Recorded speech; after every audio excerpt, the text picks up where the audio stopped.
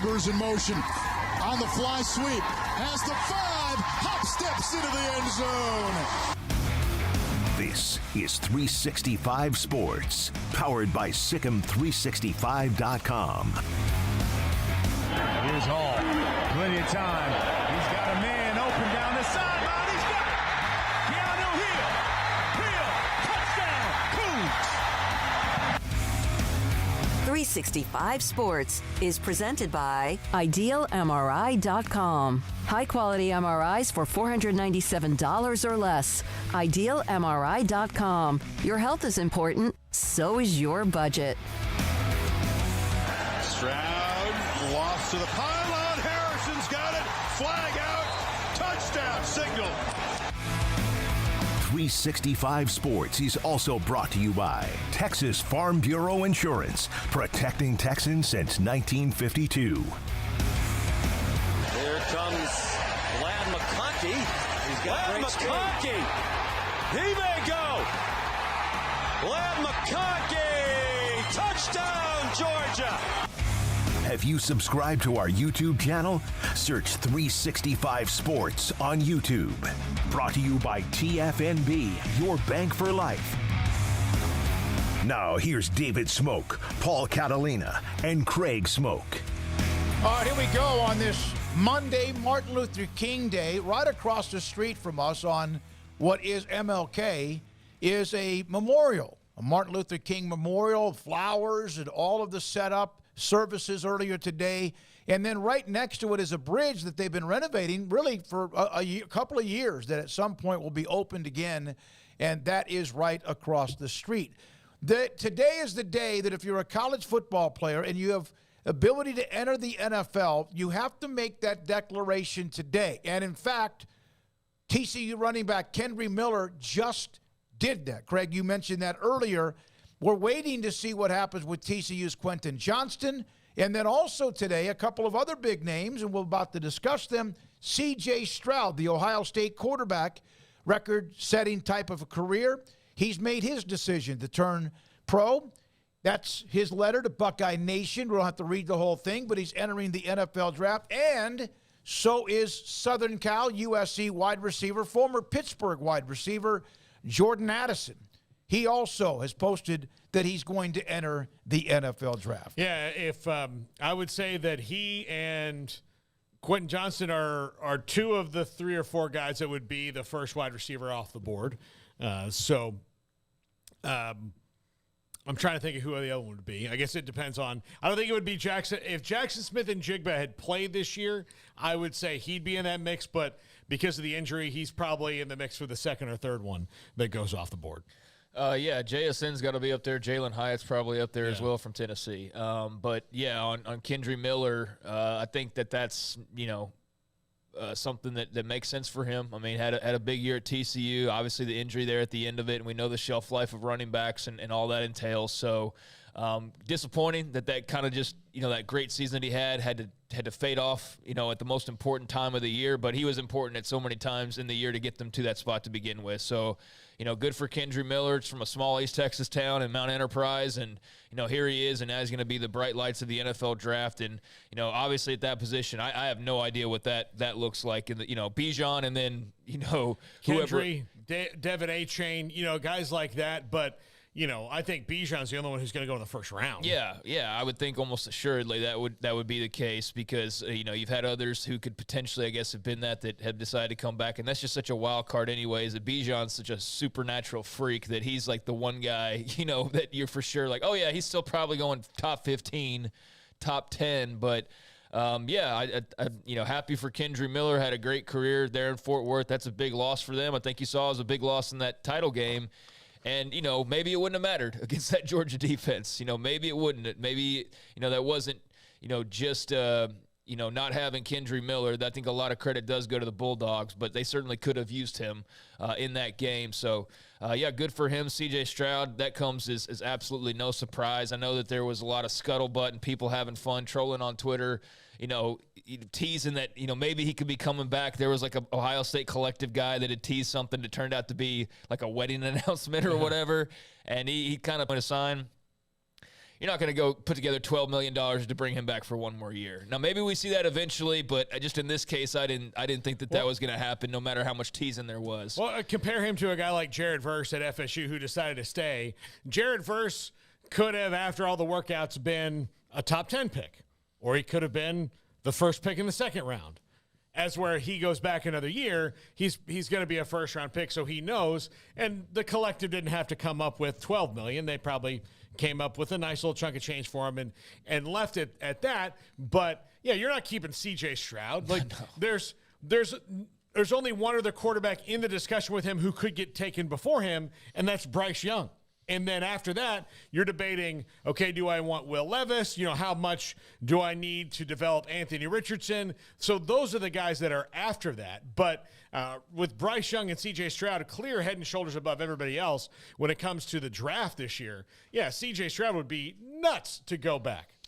Yeah, he would. So, yeah, I mean, it's no surprise that he waited. There was some drama, not too much really, but there was some thought of like, okay, well, that deadline's coming up, so, like, what's he going to do? And so, yeah, he makes the logical decision there. And then Jordan Addison, is that who else you said there? Kendry Miller? Yeah. Kendry Miller, Jordan Addison, C.J. Stroud. That's not a surprise either. That's totally predictable. I wonder how much did he actually help himself in the long run? I mean, he made money. So if that's if that was at the top of the list of desires, then I think he checked that off. But NFL wise, I'm not sure what he really did to his stock one way or the other with the year at USC. So yeah, that was pretty much a foregone conclusion after he made the decision to move on to USC after winning the Blitnikoff at Pitt. That would be a 1-year deal. So yeah, that makes sense. And I know he's not that surefire number one guy, so it'll be interesting to see where he lands. But that's quite the trio to make it all official. And the good thing about having that deadline is now we can get a clearer picture of just what's what as far as some of the roster decisions go. We will have David Hellman today a little bit after 5:30 on the Cowboys and the Bucs game going on tonight, the last of the playoff games. We'll also have a neat little next-gen stats thing in a minute on the 98-yard fumble return that flipped the switch, Cincinnati, and their game against Baltimore. But Baylor today found out T.J. Franklin, former Temple High School star, just 25 to 30 minutes south of Waco, made the decision that he's coming back for another year. On the clock right now are names like Gabe Hall, Bryson Jackson, among others. And I guess the needle kind of seems to lean towards them coming back, and Baylor needs that. Colt Barber will join us. He does a great job of kind of like taking the roster and massaging it and trying to figure out. There's probably still room for one or two more that transfer in. Classes start tomorrow, and so that's kind of on the watch game too. T.J. Franklin's a good player, heck of a good player. That defensive line was good, but it was not dominant like we thought we would see this year. No, and I think it'll benefit T.J. Franklin to come back and play better than he did a year ago, and he played well. He was I would say if you had to pull out problems on the defense, T.J. Franklin wouldn't be one of them. But they do need to get more pressure than they did a year ago, like they were in the past. But they've got to find some of that magic again because they didn't replace the guys they lost very well. But T.J. Franklin coming back with some certainly a lot more experience that will help that defense, especially if, the other, super seniors come back. They need that. Matt Powledge especially will need that on the defense as he, tries to institute what he wants to do on that side of the ball.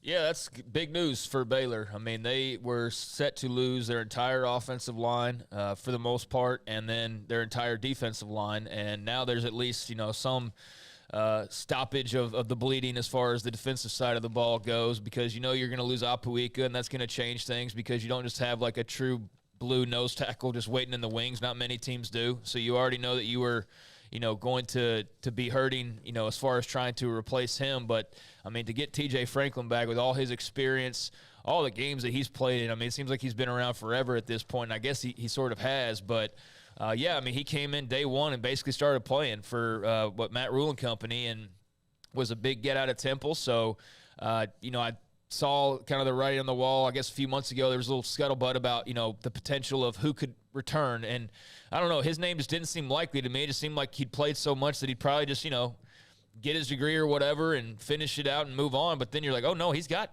time, and not just the COVID year. Like, he just, he's got the redshirt year that he never even took advantage of. So, not being a surefire like he's going to go in the top 3 rounds of the draft or anything like that. Why not? Why not come back, make a little NIL money probably, and stay close to home and play some more college football and raise your stock. But just on the surface for the team, I think that's massive for Dave Aranda and his staff to get him back and be able to build off him at the front of that defense. We have Russell Brown, who's going to join us around 5:20 today. He runs @Cover1 on Twitter.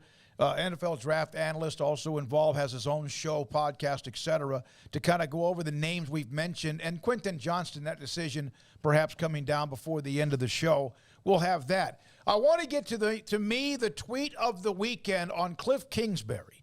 No longer the head coach of the Arizona Cardinals. And so there's always, where's he going to end up? Like, where is Kliff Kingsbury going to end up? Is he going to be on the Nick Saban rehabilitation tour? Where is he going to be? Peter Schrager. This was, to me, I laughed, I spit giggled, I shared it with you guys. As I just reported on Fox, and of course this was on Saturday, multiple teams have contacted Kliff Kingsbury for their vacant offensive coordinator job. He bought a one-way ticket to Thailand and has told teams respectfully that he's not interested at the moment. Good for Kliff. That is going to be, it could be an interesting trip, or he just should be sitting on the beach relaxing somewhere. But Thailand can be a wild place. And I wish I could use that other tweet that the girl put up. Yeah, me too. Can't do it. I better not. I think that I do think that he probably, if I were him, I would want some perspective too. The way that it ended at my alma mater was absolutely not what I would have wanted. And then the whole whirlwind of all of a sudden I was going to be at USC, and then I'm in the NFL, and I've got Kyler Murray, and we're kind of successful and everybody's trying to do what we're doing, to what happened this year where everything completely imploded on them. I think he probably wants to get a perspective. I totally understand that. I have always enjoyed Kliff Kingsbury. I hope that there's a place where it works out for him, where he can be ultimately the most successful he can be, because I think he's got some really interesting offensive concepts and ideas, but clearly hasn't put it all together yet. I mean, things have fallen pretty well for him. Yeah. He's been very fortunate. I mean, he did not light the world on fire at Texas Tech, and yet he got an NFL head coaching job. It's one of those, when that was announced, it's like, huh? Like, okay, he's pretty innovative. I guess that's why you do that. But yeah, I mean, that was a rocky marriage there at the very end. Him and Kyler Murray, and just the Cardinals in general were not where they needed to be or wanted to be, and something had to give, and he made the most sense as far as, the direct causes to where they were and why they were there. That's a change that makes sense, and he's afforded the luxury now to be able to go and just take a break. So good for him. I'm jealous. I wish I could just go to I don't know if I'd pick Thailand, but, he's probably got better travel agents than I would ever have, so I'm sure they picked out a nice spot for him. A lot of privacy and some fun to be had, and he'll enjoy getting a break from the media cycle and all that comes with being an NFL head coach. But, yeah, the guy's been able to find success at various places, and kind of his, the shine wore off a little bit, but he'll go to Thailand, do what he does, and then, I'm sure at some point be back on the repair trail and be back in either college or the pros sooner than we realize. But, that was a funny little note dropped in, and definitely a lot of people on social media translating that in their own ways pretty hilariously in some cases. And what was it, like, comparing to, like, just The Hangover, just various other, situations. And it was very random. I'll say that. It was a random tweet, but good for Kliff Kingsbury, I guess, outside of, losing your job. All right, let's get to men's basketball for a second. Women's basketball, a note there as well. 13 teams. Not sure if you saw this, but a record-tying 11 ranked teams lost on Saturday in men's top 25. 2 of them were to other ranked teams. And then on Sunday, a couple of more went down. Even Kentucky, which had been really struggling, beat number 5 Tennessee. Texas had a great win. Kansas found a way, as they seem to always do, to win. Baylor's won a couple in a row after that 0-3 start, a game at home against Oklahoma State where they started well for the first time in quite some time. But you have the following teams, and I'm going to include Houston because they're a part of the Big 12 on June the 1st or July the 1st. Houston, KU 1-2. Texas 7. Iowa State, really good team. At number 12, lost to Kansas by 2. 13th is Kansas State. 14th is TCU. Baylor at 21, and then the AP coaches poll. There's a little bit of a difference where Kansas State is 15th in one, 13th in another. TCU 13th in one, 14th in another. Baylor 21st in one, 22nd in another. Yeah. So they are locked and loaded inside, and they're only going to just keep beating each other up and probably stay highly ranked as long as they win on occasion. Baylor, I think Baylor not only needed a win, but they needed a win like that where they could be comfortable for a little bit of the game and kind of work out some things and find out how things are going to go when you're actually being successful, and they weren't having to press and they weren't having to think like, oh, my God, what's going to happen here? So I think that'll be good. And I do think that the win against West Virginia on the road was just a big relief to them all the way around, and that they're not worried about, oh, my God, are we going to go 0-4? Are we going to go 0-5? When is this going to stop? Because they're out of the free fall. Kentucky was interesting because not only has Kentucky been struggling, but last week in particular, if you follow Kentucky basketball at all, it is coming to a head between the AD Mitch Barnhart and John Calipari on getting this arena, or not the arena, but like the basketball facility built, arena improved, like all the things that John Calipari wants that really started to sour back in football season when he made that comment about we're a basketball school. Their relationship has taken a turn, and the fans are tired of Coach Cal. I mean, we showed it last week, the kid with a sign that got kicked out that said, please go to Texas, for John Calipari. And then going and beating Tennessee is a total Coach Cal thing to do, is right when, the Wolves are at your door, be like, oh, yeah, we just beat the, one of the highest ranked teams in the country. So, sometimes we can still Kentucky. But, yeah, that was a really weird week in Kentucky. I mean, all those demands are fine, and I understand, sort of where he's coming from being, John Calipari and all of that. But how about your team win some games? How about you win some games? So they won a game. They won a big game, and they can celebrate that. But they're 11-6, I think, is their total record at this point. So, you need to win a few more and before you start to feel high and mighty again. But, yeah, that is what seems like a tenuous situation it's going to have to give at some point. And I don't know, maybe they go on a run, but right now they're, 9th out of 14 in the Southeastern Conference standings. So There's still a way to climb back up, certainly. But, yeah, you're going to need more than one win to feel like that cart's been, put back on its, put back upright. And that was, without that win this past week, you wonder, like, what would it feel like today, when they start to analyze it again with a brand new week. But, yeah, that was big for them. As far as the Big 12 goes, I mean, it was nice to watch a Baylor game that didn't have to, be either just a difficult loss or coming down to the wire. Like, you could actually just breathe at the end. So that was a nice change of pace to not have to stress, from the first whistle to the last whistle. So a nice 2-0 week for Scott Drew and company that they so desperately needed to now be at 2-3 in the Big 12 rather than at 0-3, 1-4, 0-5, what they could have been. But they got a really tough week coming up, man. I mean, they got to go to Lubbock tomorrow. And that should be very interesting because Texas Tech, they just can't buy a win, it feels like almost, right? I mean, you have the great showing in Austin, feel like you're going to get this huge win, and then, Texas just has something about them. Rodney Terry's doing a great job, and they're a team that you have to, basically put down to make sure that they're dead. And Texas with a really great win over Texas Tech, just rubbing salt in that wound. So, good on the Longhorns. Tech's a good team, though, and having IMAC back was a huge difference maker for them. Yeah, that's and they play Baylor tomorrow night, right? Yeah, and so that's going to matter. That's going to matter a lot. Yeah, well, and look, I think if you ask Chris Del Conte right now, what do you want to do? Do you want to have a full-blown coaching search in the offseason, or would you rather Rodney Terry did so well, you can just say Rodney Terry is our coach? That's what he would pick, because then he doesn't have to go through all that again and deal with it all. So if Rodney Terry continues to win, he makes it, I personally would like to, if I were him, like to make it impossible for Texas to fire me. So, or go and do a whole search. They lost to Kansas State, and it was like 116 to 103, and all that was, and they've won 3 in a row. Yeah. Texas fans also have this because then all Texas fans are like, oh, we need to go hire Jerome Tang then. Texas fans have a really bad, and I think but Texas may be worse than it because we experienced it a lot living in this state, that the coach that just beat them is the one who should be working there. Well, it's not necessarily true. Sometimes, not to knock our good friend Jerome Tang, but he had a great night that night.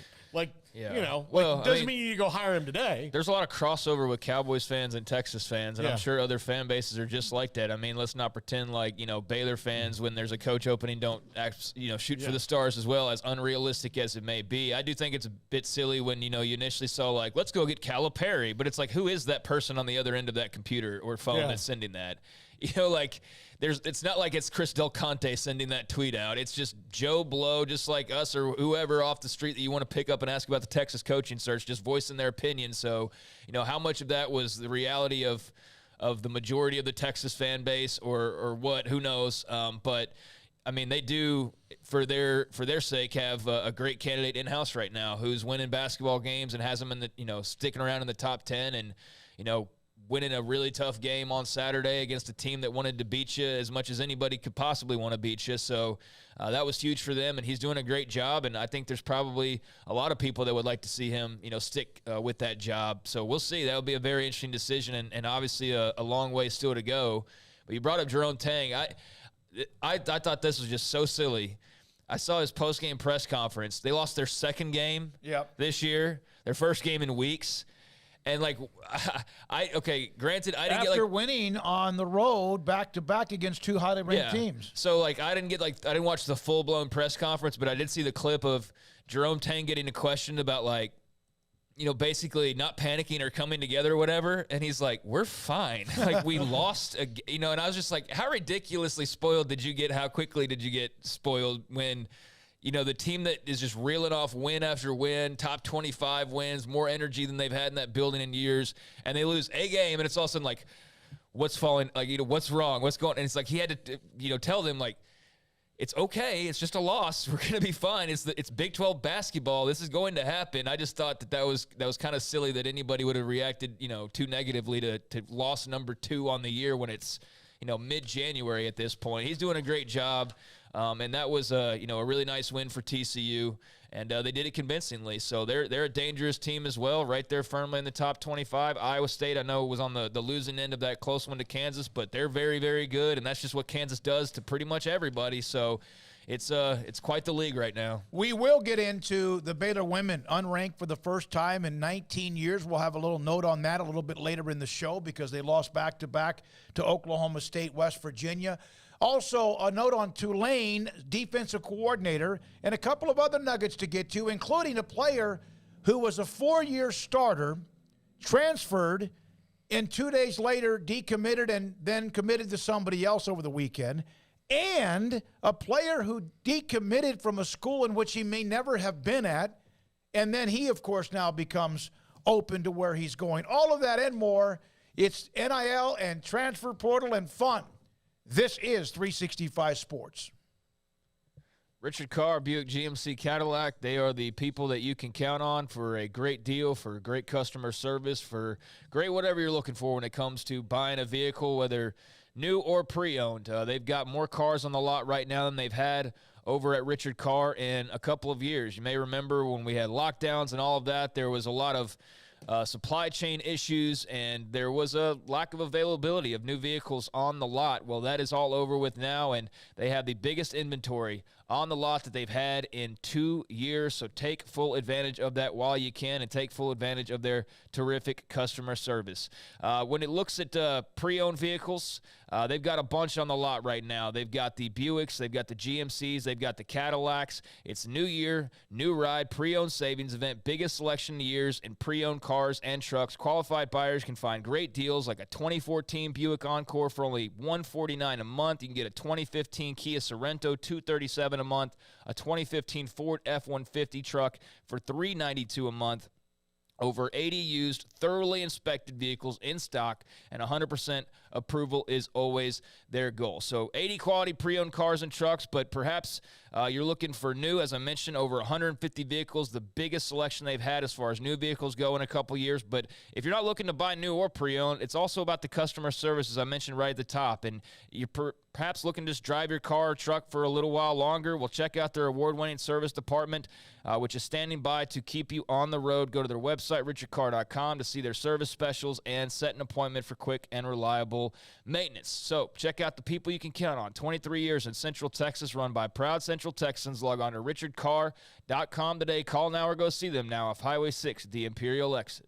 Pizza, burgers, and Bears football. There's no place around Waco that serves them all other than Bubba's 33. Come show your green and gold and enjoy some of Waco's best food and beverages while watching your favorite team, the Bears. When real Bears fans get hungry, Bubba's 33 is the #1 spot for ice-cold drinks, hand-stretched, stone-baked pizzas, and bacon-infused burgers. Join us for indoor or patio dining. Bubba's 33, Waco's restaurant and proud supporter of Baylor Bears football. Sick 'em, Bears.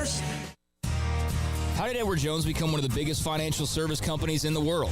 By not acting that way. Financial strategies, one-on-one advice, it's a big difference. And that's why Brad Wilson, your Edward Jones financial advisor, makes sense of investing. Experience the difference for yourself. Brad Wilson, 250 Sharon Drive in Woodway, 254-776-4337. Edward Jones, member SIPC.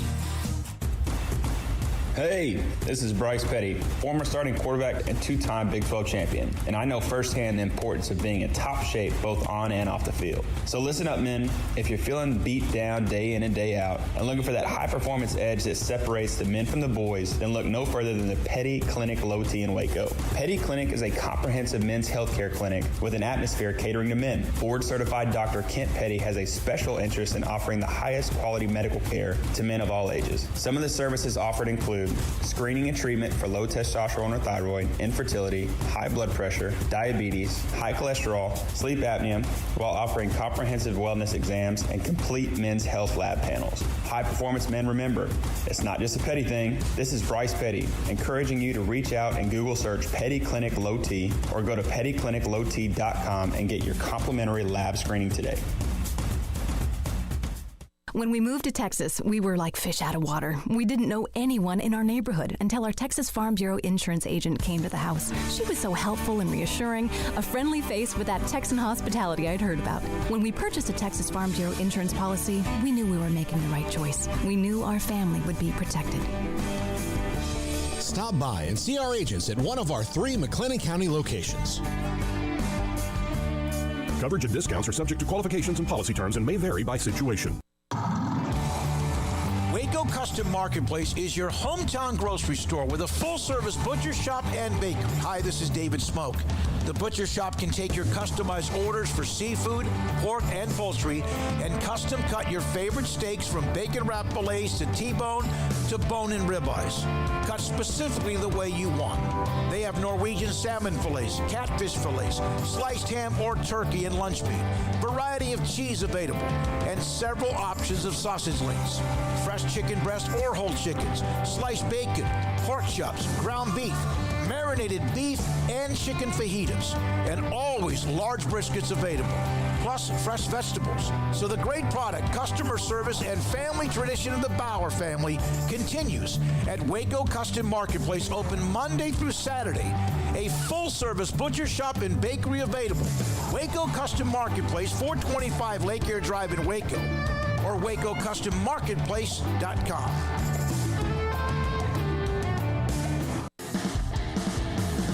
This is 365 Sports. The 3 o'clock hour is sponsored by Waco Custom Marketplace. Meats, sweets, Texas treats, and a cut above the rest. 425 Lake Air Drive, Waco. One other college note we didn't get to. Tulane defensive coordinator Chris Hampton headed to Oregon. And, of course, that position became open at Oregon because Matt Pallage is now at Baylor.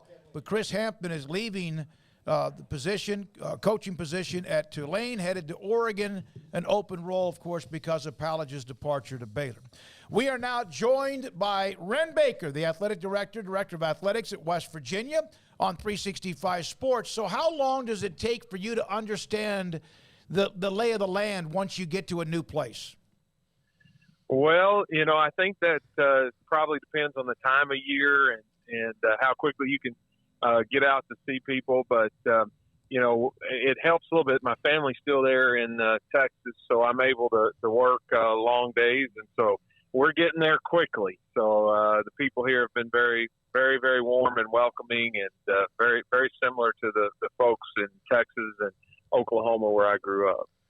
Would the end of football season and the start of conference basketball season maybe be the worst time to take a job like that, though? I mean, I feel like it's pretty busy.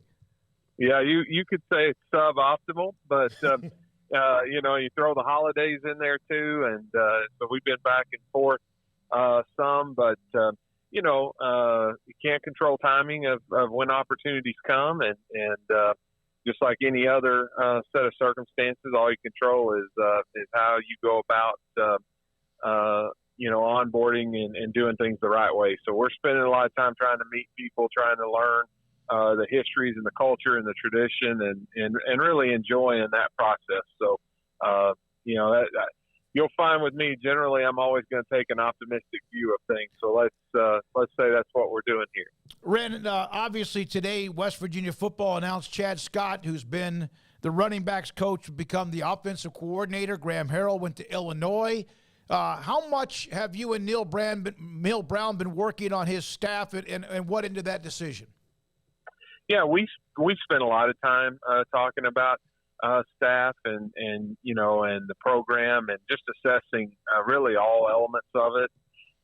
Still in process, to be candid with you. I'm going to spend 2 or 3 full days over there meeting all the staff members and just listening to them and learning everything I can. But I think for Coach Brown, we have a lot of conversations. I try to facilitate thought, make sure that we're looking at it from every angle. But my approach with coaches has always been, it's your ship to sail, and so you need to decide on the deck crew. I just want to make sure you're thinking about the right things. And so he feels very comfortable and confident in the promotion of Coach Scott, and so we're really excited about him and what he's going to be able to do for the program.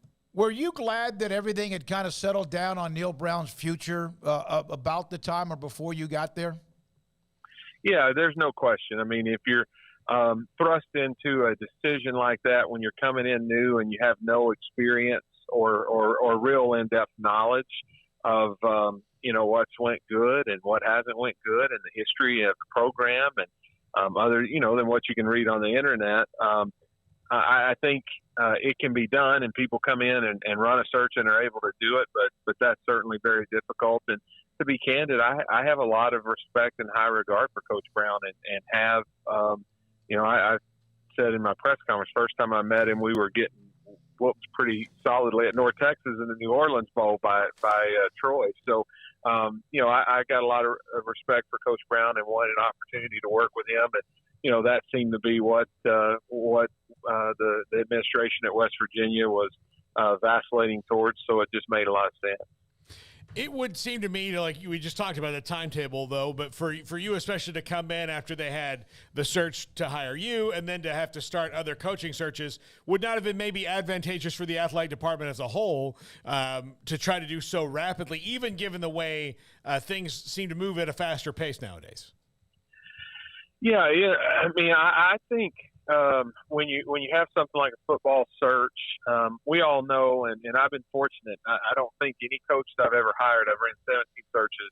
None of those coaches have ever been fired, for lack of performance. And I say that while I'm knocking on wood, because I understand, like at any time, they're all educated guesses, and there's hires every year that don't work out that I look at and think, man, I would have thought that would have worked. And so, I think when you onboard an AD and at the same time they're doing a football search, it does put you in a less advantageous position because you don't fully understand what the fit looks like. And if you're seasoned at this job, you kind of know what you don't know, and so you're asking other people and you're trying to learn.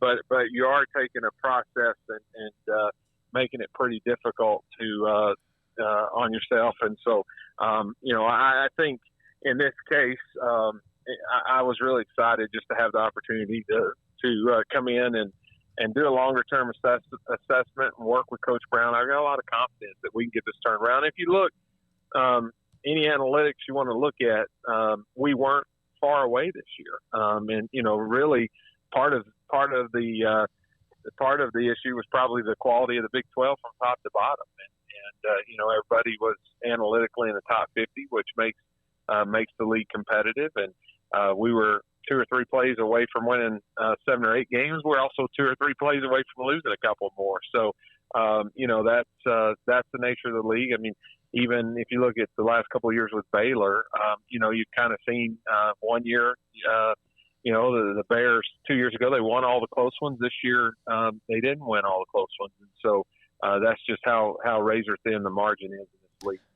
Wren, just in terms of the landscape of college athletics right now and all the moving parts, so to speak, what are kind of the 1 or 2 priorities right away when you're analyzing the athletic department and kind of where West Virginia is situated amongst things like NIL or the transfer portal or whatever issue may be, on top one day to the next? Yeah, I think for me, getting out and meeting as many people as I can. I mean, these first 6 months, I'm trying to step a foot in every county in West Virginia. I had not been here other than trips with North Texas to Huntington. And so, I think it's really important before you just start coming in and changing a lot that you spend a lot of time trying to learn about the institution. And so, that's something that we're really focused on right now is getting out, meeting not just the big donors and not just the people here in Morgantown, but this institution means so much to the entire state. And I think it's important for me to get out and hear from all of those folks. And, it's certainly understanding the portal and NIL is important everywhere. But for me coming in, I have spent a ton of time. I think I spent several hours one day just listening and learning about our portal process and how early we start identifying prospects and how we watch them throughout the year. And really by the time somebody goes into the portal, if you're just starting that evaluation process at that point, it's too late. And so you kind of have to know as soon as somebody enters, we did have this prospect graded pretty high. So let's get on them pretty quickly. So it's a different world than it is today. And you all know that. I'm sure everybody you talk to, both on the record and off the record, don't love all of the changes and the way it's affected the recruiting and retention process and the calendar and the jobs that coaches have to do. And it's a competitive business and you have to play the hand that you're dealt.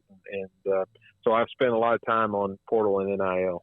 Wren, last week, a longtime assistant coach was let go, no longer a part of the men's basketball program, Larry Harrison. I know it's a personnel issue, so you can't say much, but was that something that kind of surprised some people? Was that something Bob Huggins decided was the right time?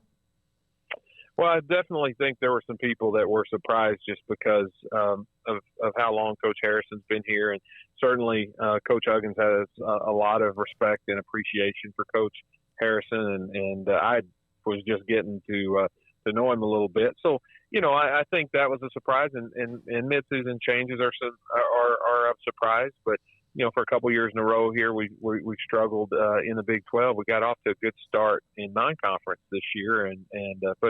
But we struggled some, and I talked about how competitive football is, but basketball is even more competitive in this league with 5 teams, I think, today in the top 13 or so. So,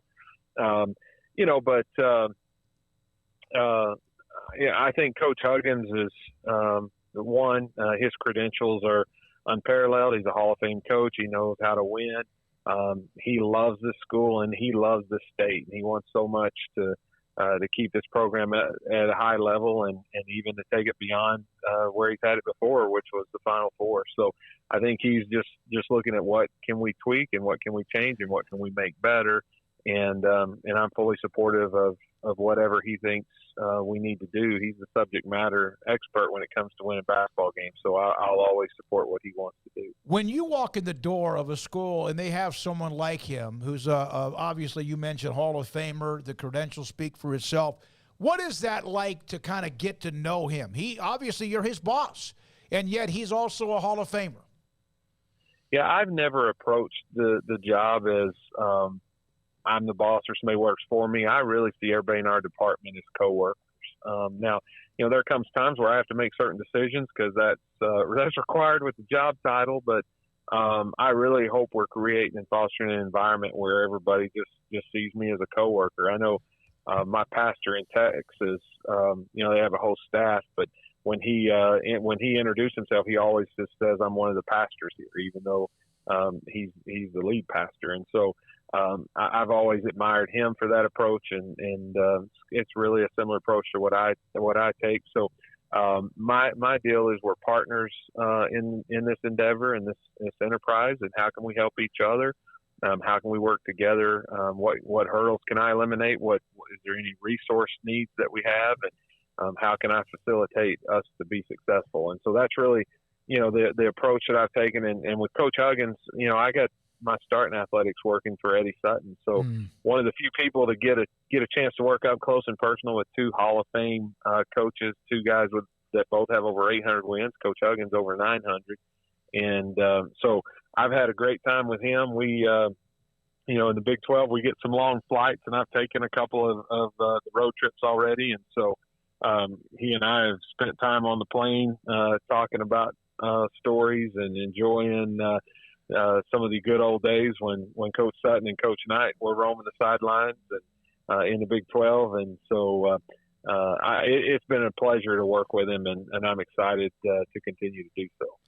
Wren, when you think about the overall calendar for football, everything with recruiting, transfer portal, and everything that they have to deal with, do you think that is something that in the next year or two you guys will try and look at? Because if you look at the absolute, train wreck of things that happened, signing day, the transfer portal, bowl games, and all that in December this year really puts a crunch on the coaches. Plus, again, coaching cycle and all of that's going on. Do you think in the next year that will get looked at and maybe changed?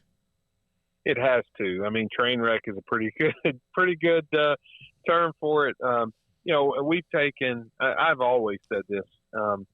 Presidents have hard jobs. ADs have hard jobs. About the only people in sports that maybe have the good life is you all, because I want to join your team at some point. But I think right now we put coaches in just an awful position from a quality of life standpoint. The job never ends. They're constantly having to re-recruit their current players in addition to trying to recruit other players, and now, like I talked about. You're not even just focusing on high school prospects, like you're having to watch underclassmen across the country throughout the year because you got to be ready to go. And so we've just made it almost impossible. And so we've got to revisit that calendar. We've got to tighten that up. There's been some changes to try and help with that in terms of the calendar and the windows. But I would say, that was one step in a longer journey. I'm all for student athletes having the ability to make decisions about their future. And, these are not children, they're adults, they're young adults, but they're adults. And so there are certain rights that they should have. And, that's great and all, but what we can't do is keep our coaching staffs where in a very high stress position, they don't get a break. Could you see maybe even recruiting windows when there are maybe longer dead periods or times where you just can't, not because the coaches won't want to or that they need to get that evaluation? You just maybe need to tell people hey, this is time, but we just have to take away. Oh, I think absolutely. And to be candid, I think coaches want some of that. But as long as we don't have it, they're going to keep trying to be competitive and keep working at it. But I absolutely think we've got to have, more downtime, more dead periods, and just tighter windows in the recruiting calendar altogether and in the portal calendar as well. Wren, what's it like to now run a program and a university athletics department that is Power 5 compared to when you were at North Texas? Of course, you've been at Missouri and elsewhere, but running it now, a Power 5 rather than where you were as a group of 5. The job and really the philosophy and the problems are not that much different. The numbers are a little different. But I was used to that, having been all the way from NAIA to Division II. I was even in the public schools for a year. So, and then on up to Memphis, Missouri, North Texas. I've kind of seen budgets at every size, and I really think that's helped shape me in a very positive way. I think the biggest difference in the transition here has just been having a program that has intense statewide interest. I mean, there's no other college team competitors really. I mean, Marshall has their, small corner of the state, but even around the Huntington area, there's probably just as many West Virginia University fans as there are Marshall fans. And so we have a pretty captivated audience, no pro teams, so no real competition. And so the amount of speculation and scrutiny and I told my wife, I said, no, you need to get prepared when you get here.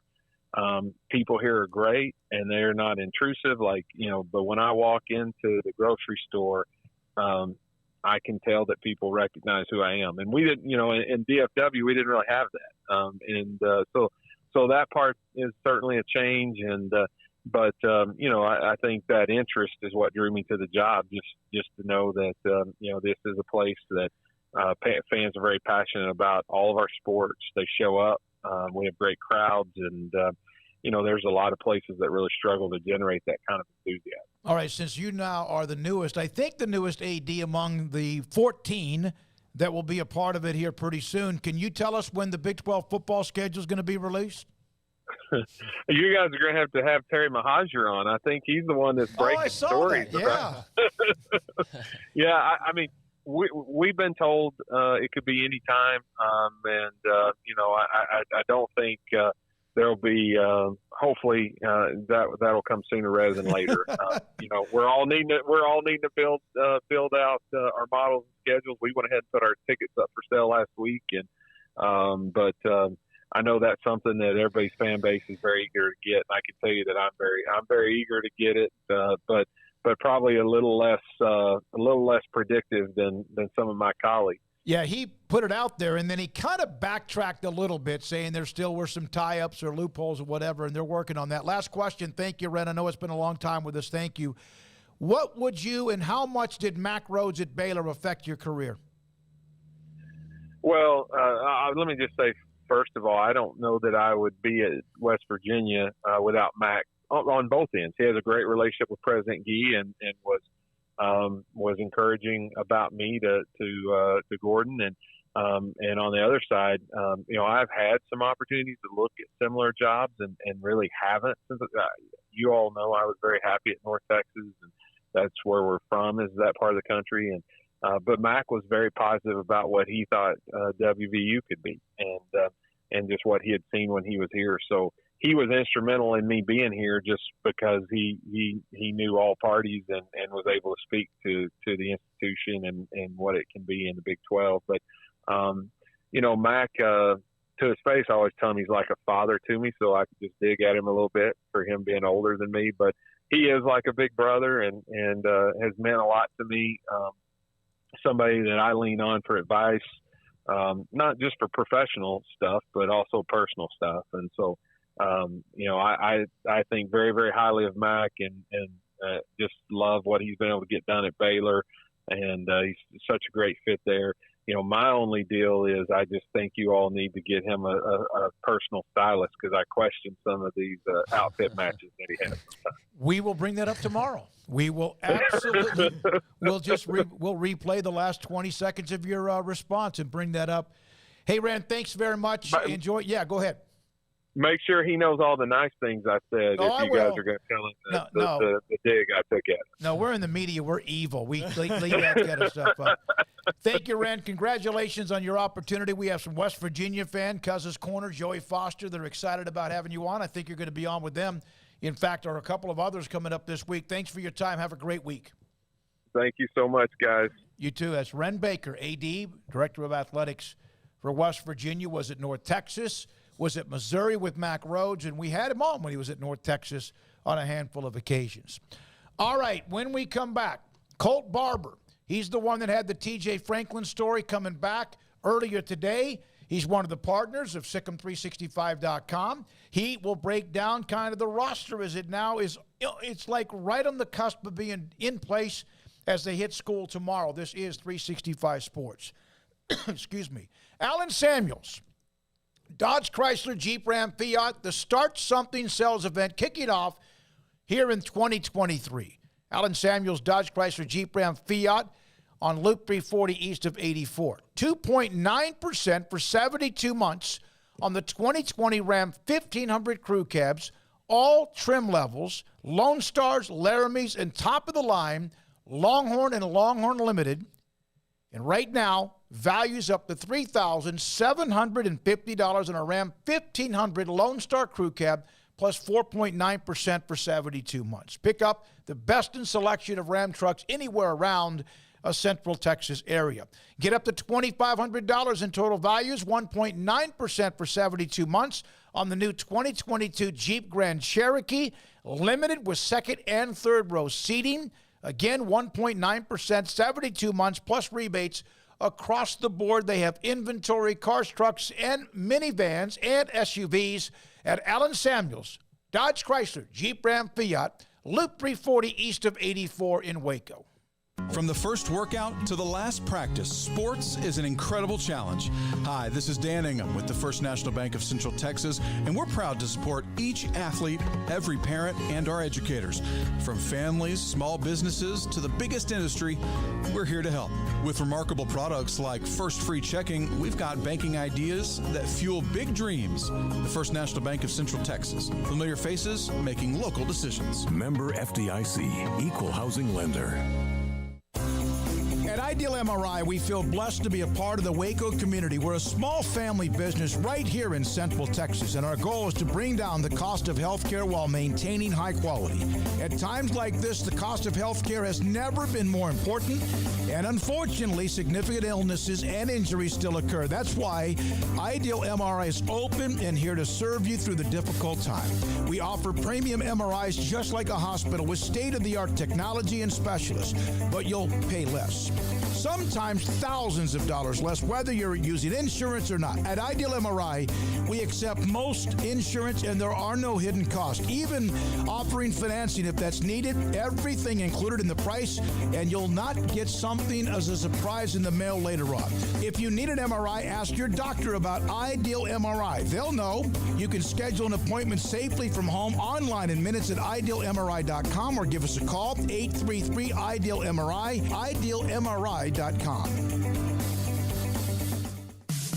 In the market for a quality metal building? Since 1943, Pioneer Steel & Pipe has helped Central Texas residential and commercial customers with metal building design, panel options, building components, and trim options. Pioneer Steel & Pipe's residential line is energy efficient, offers low maintenance, reduces insurance payments, is impact resistant, and carries up to a 45-year limited warranty. In addition, they can also help you find a metal building contractor for your project. Pioneer Steel & Pipe with locations in Waco and Bryan and at pioneerboys.com.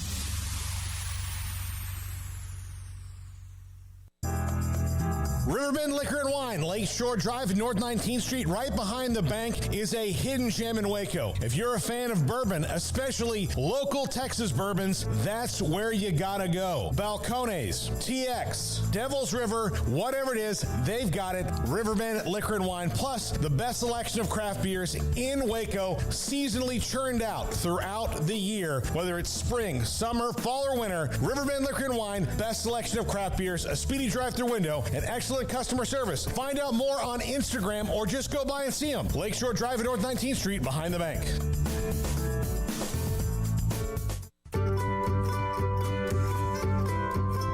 You want to know why Stonewood Dental is so successful? Listen to what happy customers have to say. It's pleasant. It's different than any other dentist office. I really feel like they care. And it's not that you're here for 2 hours waiting on someone to take care of you. It's quick and easy, and I bring my kids, and my kids love being here too. They really love the treasure box. Staff is really nice and accommodating, real friendly. You feel more like home. It's not sterile looking. Everybody has their own personalized rooms with decorations and decor, and they'll even have a blanket for you when it's cold. I've recommended people to actually come here, and they are patients now. I really love it here. It feels like family. Learn more, stonewood-dental.com.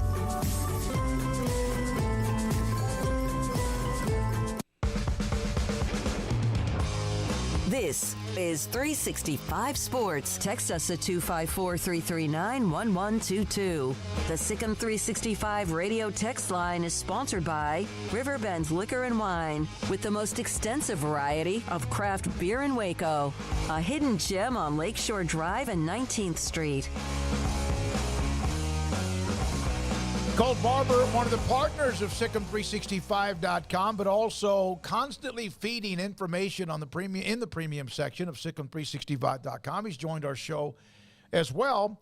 So, Colt, the note with TJ Franklin, which I wasn't surprised he was coming back. Obviously, Baylor's trying to keep as many as they can along that front line because some have decisions. But let's discuss TJ Franklin and him coming back first and how important that is. Yeah, I mean, it's massive. And you want to always look at production, and you want to look at how talented a player is and his NFL potential. But I think something that Dave Aranda put so much emphasis on, especially this offseason, is finding leadership. Because not that they didn't have it last year, but I think there were so many times and instances where it showed up. And we've seen some interesting moves this offseason with some of the starters that you would expect to come back given the chance. And they did not return. They hit the portal. And you see a guy like TJ Franklin who has a spot and is going to return for a fifth year that went through the COVID season in 2020 and has that year back. And I think that you have to look at that as one, you're going to get a really talented player, but two, you're going to get a very experienced veteran, but also a leader. And I think you're going to need that on the defense. You lost Dylan Doyle, obviously specifically, and some other guys as well, but they need to find that leadership on the defensive side of the ball, especially when you're turning the page to a younger defensive coordinator. And not that Coach Palish doesn't have a pedigree of experience and leadership ability, but player-led teams are your best teams. And I think Dave Aranda spoke to that, and they're going to try to find it and put that piece of the puzzle together any way they can. And TJ is a huge part of that. Colt, who would you say of the players that they've lost into the portal is the one that stings the most? I mean, the two to me, and interestingly enough, I don't know if it was their decisions, but Micah Matsua and Orlando Johnson, and two guys that started a lot. They were still young. They still had a lot of football to play, and one of them ends up at Florida, and the other one ends up at Arkansas because they needed those programs needed guys that could come in and start right away. And we know the ability of those programs and how high of a level they can recruit. And for both of those guys to be gone are big holes. But I think at the same time, go back to that leadership deal. And I'm not saying that they could have kept either one of those guys for sure had they pushed for it, but at times you want maturity and you want leadership. And as good as talented or as talented as those guys could be, maybe they didn't have the leadership qualities.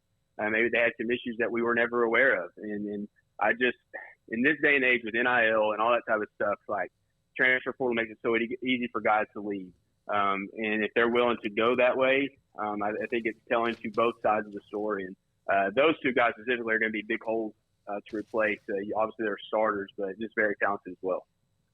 Colt, how much has the commitment of Sawyer Robertson provided some much-needed energy in addition to what it provided just simply depth-wise for that quarterback room, competition-wise for that quarterback room? It was obviously massive, but did you foresee the staff being able to handle the signing day debacle with Novosad as well as they did in Landon Robertson? Yeah, I mean, honestly, you want a guy like Austin Novosad to get on campus, but to land someone like Sawyer Robertson is, I mean, one, he's also obviously a high-rated guy as well out of high school, but he was developed by Mike Leach for 2 years, and you're not starting with a blank slate. You have a guy with a lot of knowledge, a lot of talent, but a lot of knowledge from the system that he learned and who he was coached by. And rest in peace, Mike Leach. But that's an awesome addition to this roster. And I think the most important thing to remember about that ad is that I guarantee that Blake Shapen said, bring in the most talented players that you can. And you want guys that want to compete. And Blake Shapen saw what happened with Gary Bohannon, and he took that job from Gary Bohannon after the spring. So you know good and well that he expects to compete for that job this spring. with Sawyer Robertson. And, I don't think they necessarily say, oh, you're going to come in and be the starter. You can't sell a guy on a program in that way, especially the way Dave Aranda runs this. But, you're looking at a guy who, ironically enough, is Jarrett Stidham's cousin, but he's this number 2 rated quarterback that Baylor signed in the last, since Jarrett Stidham, and then the last decade plus. And he has all the tools. He's big, pretty mobile. You don't really expect that from a Mike Leach quarterback, but if something breaks down, he can go and make plays with his feet. He obviously has that weight at 6'4", about 215 pounds, and he can throw it all over the yard. Mike Leach doesn't sign a quarterback that can't throw it, and he's a guy that has a baseball background as well, but his entire repertoire of tools is just impressive. And you want a guy that wants to come in and compete, and they're going to have a guy that's going to come in and compete and try to win the job for next fall. But don't just discount Blake Shapen either. He has a lot of growth to do, a lot of growing to do, I should say. And I expect those guys to push each other a lot, and potentially one more guy this spring as well if they can get him on campus. Colt, with all the those who left the transfer portal, whatever, and some, of course, are headed to the next level, and good luck with all of them. But last year, everything was kind of held intact. And obviously, coming off 12-2, the best single season in Baylor history, the Big 12, the Sugar Bowl, et cetera. Was that why there wasn't much movement, or is there just something else besides the fact they're coming off a bad year? I think that you look at the portal and the way that coaches are going to have to learn to use it to strengthen their programs. And I think a great way to look at what Baylor's going to do is restricted free agency like you would have in the NFL. And it's saying, okay, we're going to go after guys, in the recruiting cycles that are going to be the foundation. We're not going to lean too heavily on the transfer portal. But as we see in the NFL, there's just times that you just have to go for an overhaul and try to figure out how to add more key pieces than you normally would, because some guys didn't work out. And truthfully, you look at the 2019 and 2020 Baylor recruiting classes, and you just look up and down. You probably can't get through a name of a list of the entire list without going one or two guys down the list. He's gone. They're just those programs. Those classes are just in shambles. There's hardly any guys returning, so they were going to have to backfill that in some way. So you move guys around who've transferred out. And you bring guys in, and they had to replenish the roster. And we saw that as an issue last year with the defensive back and the receiver room, where they were very young. They had some older guys, but for the most part, they were very young.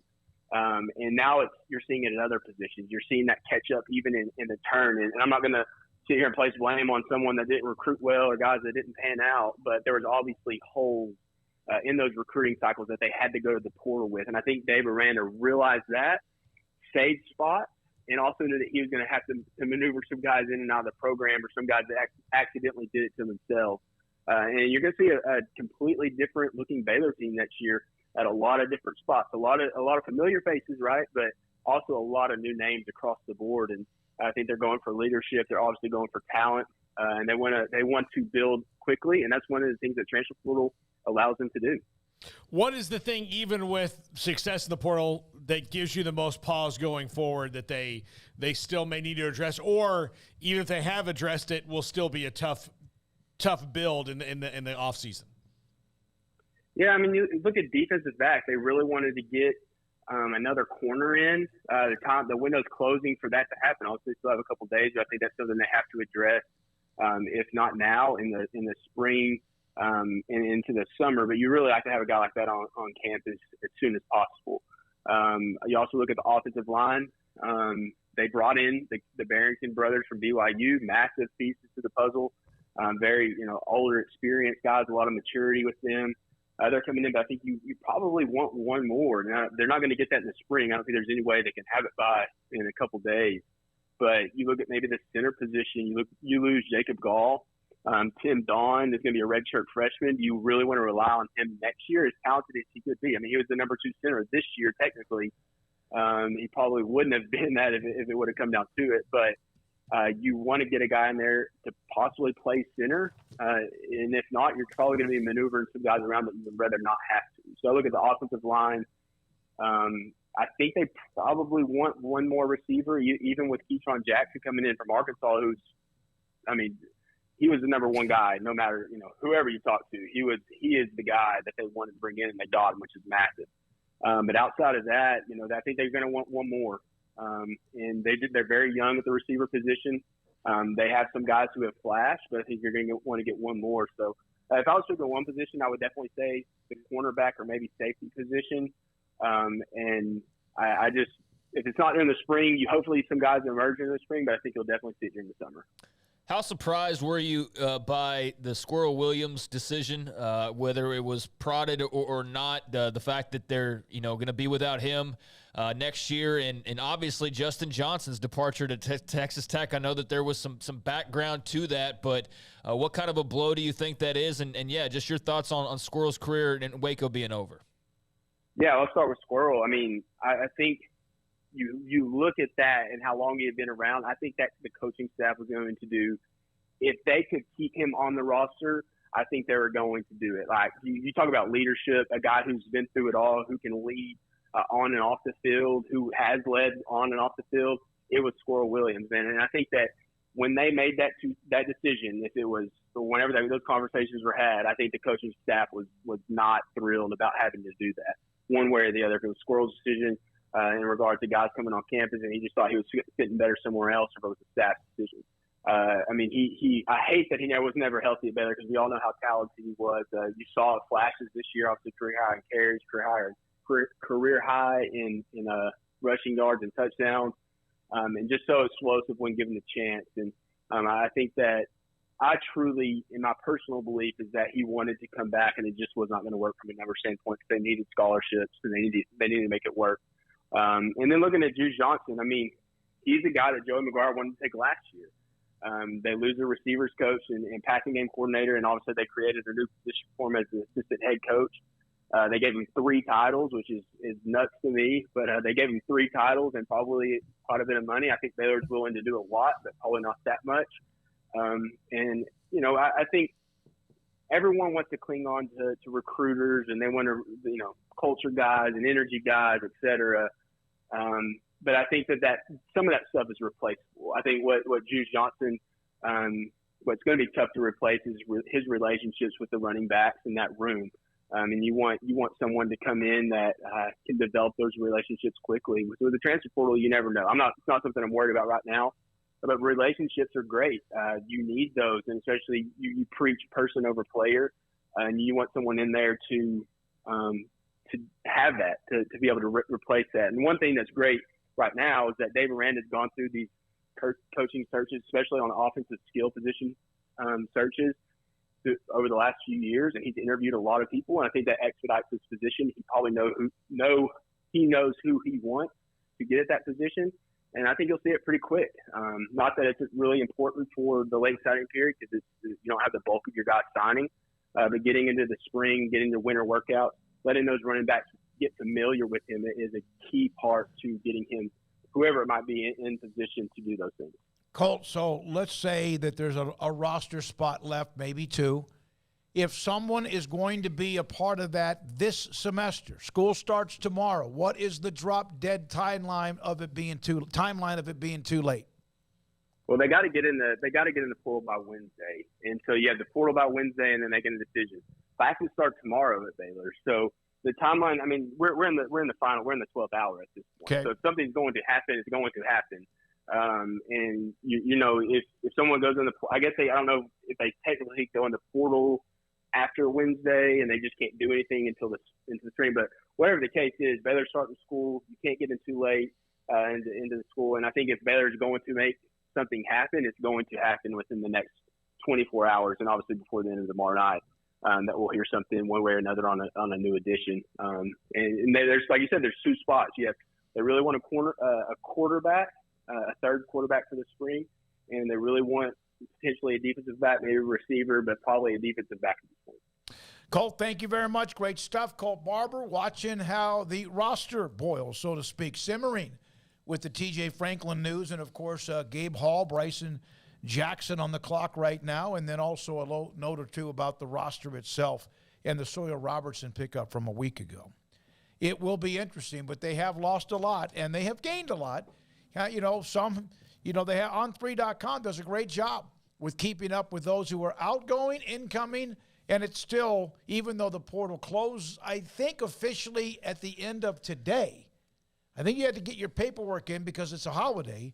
If you're going to transfer, you'd probably had to get some paperwork in somehow before the end of school or business on Friday. I would like to know the team that replaced the most number of players but had, like, the best season. Does that make sense? Like, I mean, what team, like, had the highest number of transfers but then, like, got better as a result of that? You know, because there is the one hand that you replaced a lot of guys, you got better, you feel like you're better at some positions. There's also, like, the whole chemistry thing, and they didn't have chemistry on a team last year just because, like, some new guys were there. You know, like, there was, like, this gulf between the new guys and the old guys. So now some of those old guys are gone, some of those new guys are a year older, but a bunch of guys are gone that were a part of that whole deal. And now there's even more new guys coming in who have all been doing it a different – like, I just wonder if – how much change can you have and reasonably expect to be at what type of a certain level? Does that make sense? Yep. Yeah. USC, TCU. Yeah. He was just the one starter, but a hell of a player. The center came from Virginia to Michigan. Michigan had Alabama. more than – they did have more than that, though. They had a couple guys. Yeah, I mean, look. So I don't know what the total – because the reason why I ask is they're like in the tens already. Yeah. They've lost 10 guys. They've gained 10 guys. That's double digits. And so I know that that's not the highest. I know that won't be the highest when all is said and done. Or it's not now, so it definitely won't be when all is said and done. I know they don't have too much more to go in that regard. They can only afford to, have so much in and out. I think by the end of this week, there'll be no more than 2 more players because that's all they have room for. But that's a lot of changeover. Oh, that's 12 players on an 85-man scholarship roster. That's a significant number of guys. And so – I'm not saying that it's not a great thing. They clearly needed to make some changes. I'm just saying I don't know what the rate of success is when you have a certain number of guys you're turning over and expecting to rely upon versus doing it the more traditional way. You know, like is there a quick fix? If there is, then great. They're well on their way. But if there's not, then I'm just curious how this shakes out. I would call Bill Snyder and get his opinion about the fact that they had to go heavy into junior college, and it worked. On how and that's a long time ago. I know the first time he renovated them again, but it worked. And he was able to do that. And this is almost similar, except these aren't junior college players. These are guys that are anywhere from 4th to 5th years, 1st to 5-year starters or at least lettermen. Well, you have to, sometimes you have to be careful in the portal when it comes to, okay, are we really going to lean heavy into this? And sometimes you can't afford to be careful. You're just like, we don't have any safeties. We need 3 offensive linemen, or we're not going to be able to get through the year because we only have 6. All of those things. But if you have a roster that's already more or less built as far as the numbers go, and you can go after it, which I think TCU is kind of the example I thought of. Now, look, USC might be kind of one of the new normals in that you can be an old blue blood program that's been stuck in a funk, and then this changes and you can bring in all these transfers and turn over like that. But quite often one of them is not going to be one of the highest recruited quarterbacks in the country. That Caleb Williams is probably the outlier in that drew everybody else in. But I think TCU is probably the best example because they had 13 in.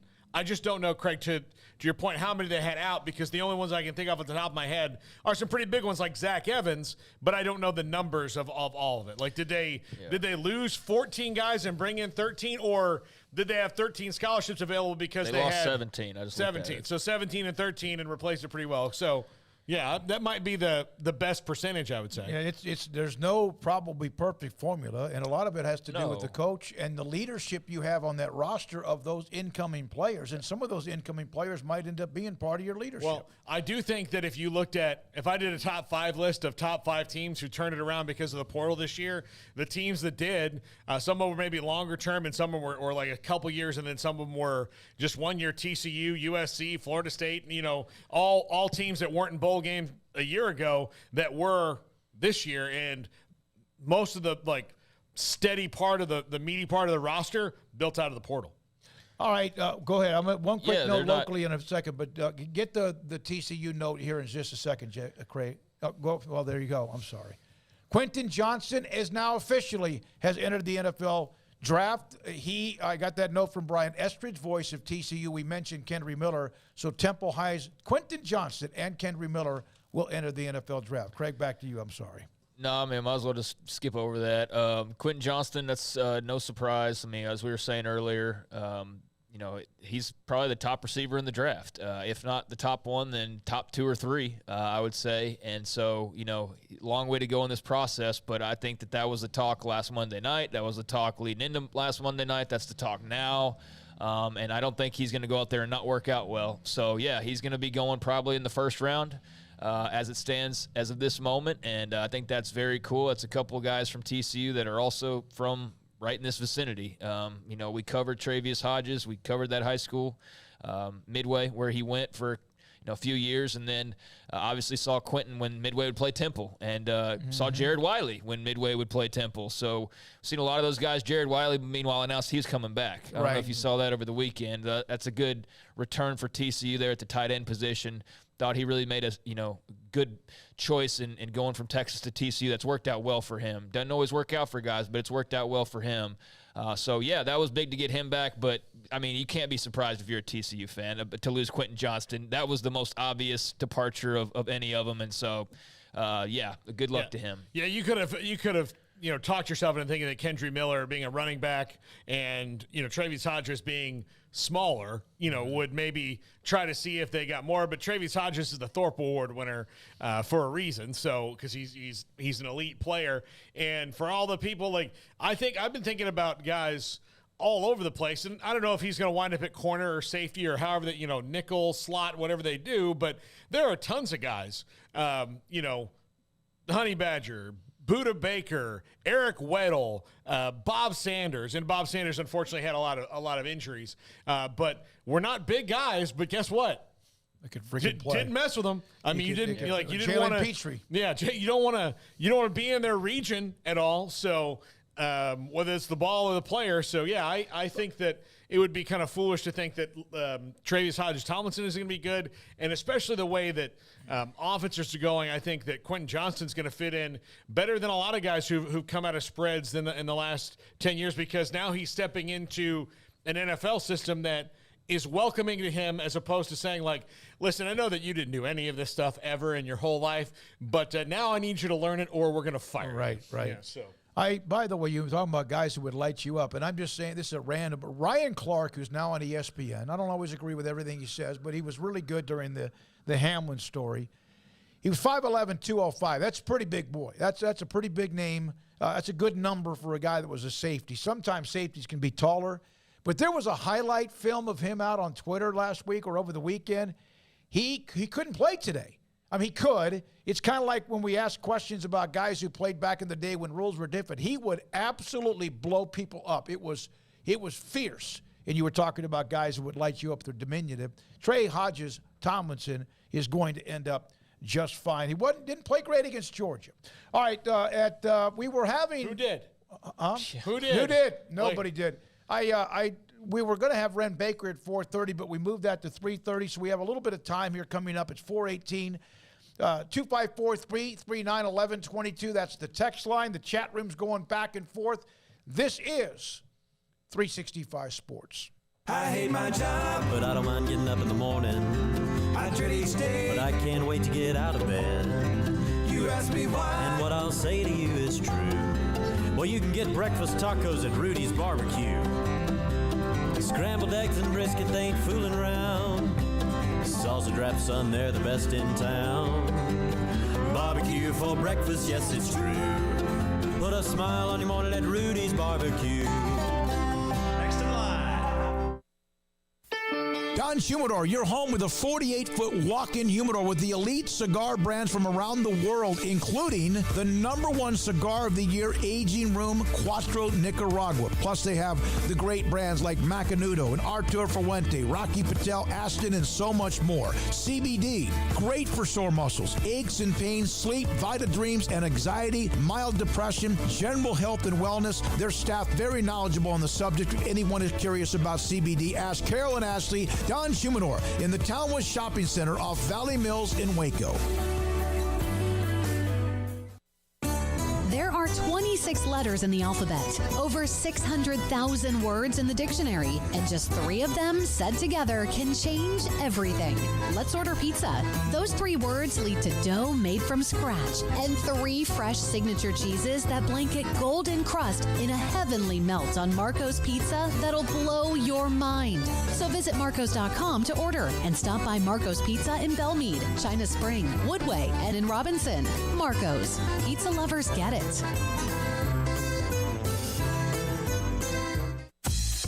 Baylor Scott & White Southwest Sports Medicine and Orthopedics, the team physicians for Baylor Athletics, diagnosing and treating all sports-related injuries, including concussions. These specialists also provide orthopedic services for athletes and non-athletes alike, whether it's knee or shoulder pain, hand or wrist injury, orthopedic spine care, and even an arthritis and total joint clinic. Trust the doctors Baylor Athletics trusts. Baylor Scott & White Southwest Sports Medicine and Orthopedics wants to get you back in the game.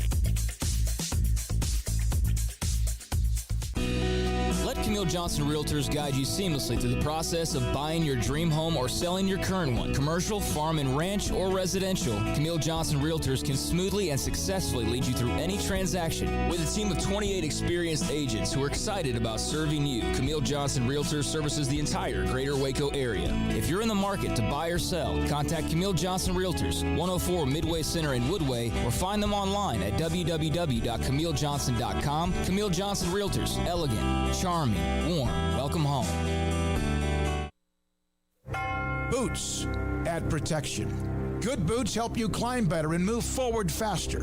And when your son or daughter steps into the boots of a U.S. Army officer, they also learn how to lead. In these boots, they'll gain more confidence with expert training in one of more than 150 occupational specialties. In these boots, they'll stand a little taller and lead a team with diverse backgrounds and areas of expertise to successfully accomplish whatever challenge comes next. In these boots, they'll earn respect with valuable experience from day one that will give them solid footing for success into the future.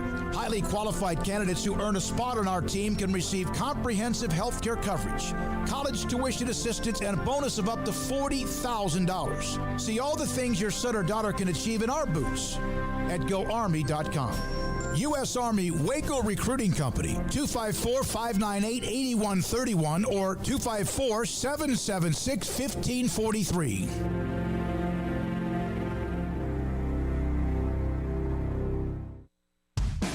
This is 365 Sports, powered by Sikkim365.com.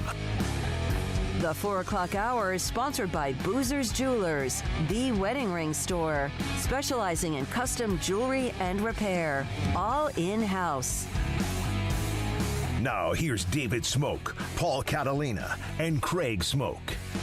Couple of notes on decommitments, changes, of course, with the NIL and transfer portal. If you think you've heard a story, and then I think we're going to always just hear something new, and it's part of the deal. But a young man named Quan Proctor, 6'3", 200-pound linebacker out of Georgia, posted on Twitter that he was decommitting from, and the picture is of him at Savannah State.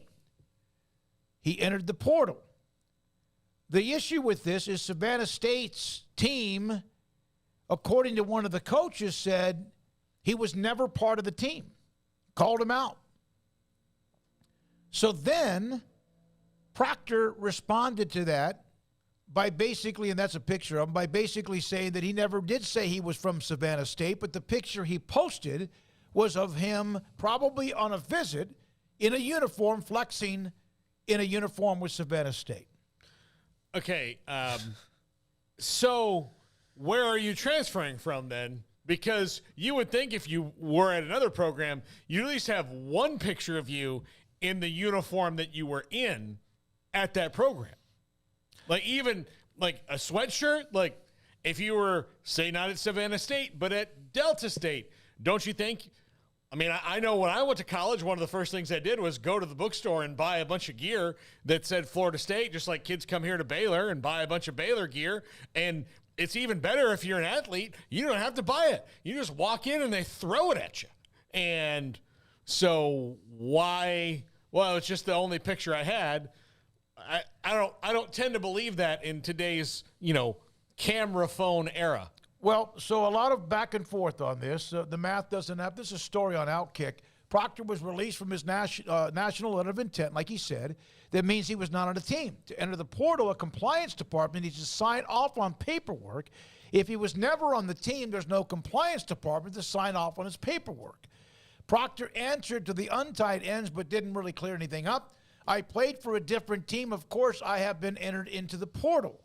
However, there's no record of Proctor playing elsewhere. He's not listed on Savannah State's roster, so he got excited, got caught up in this day and age where everything's on social media, put himself on the picture with Savannah State with a visit, but again, it just kind of got a little mixed up there, and I don't know where he's going to end up or how good of a player he might be.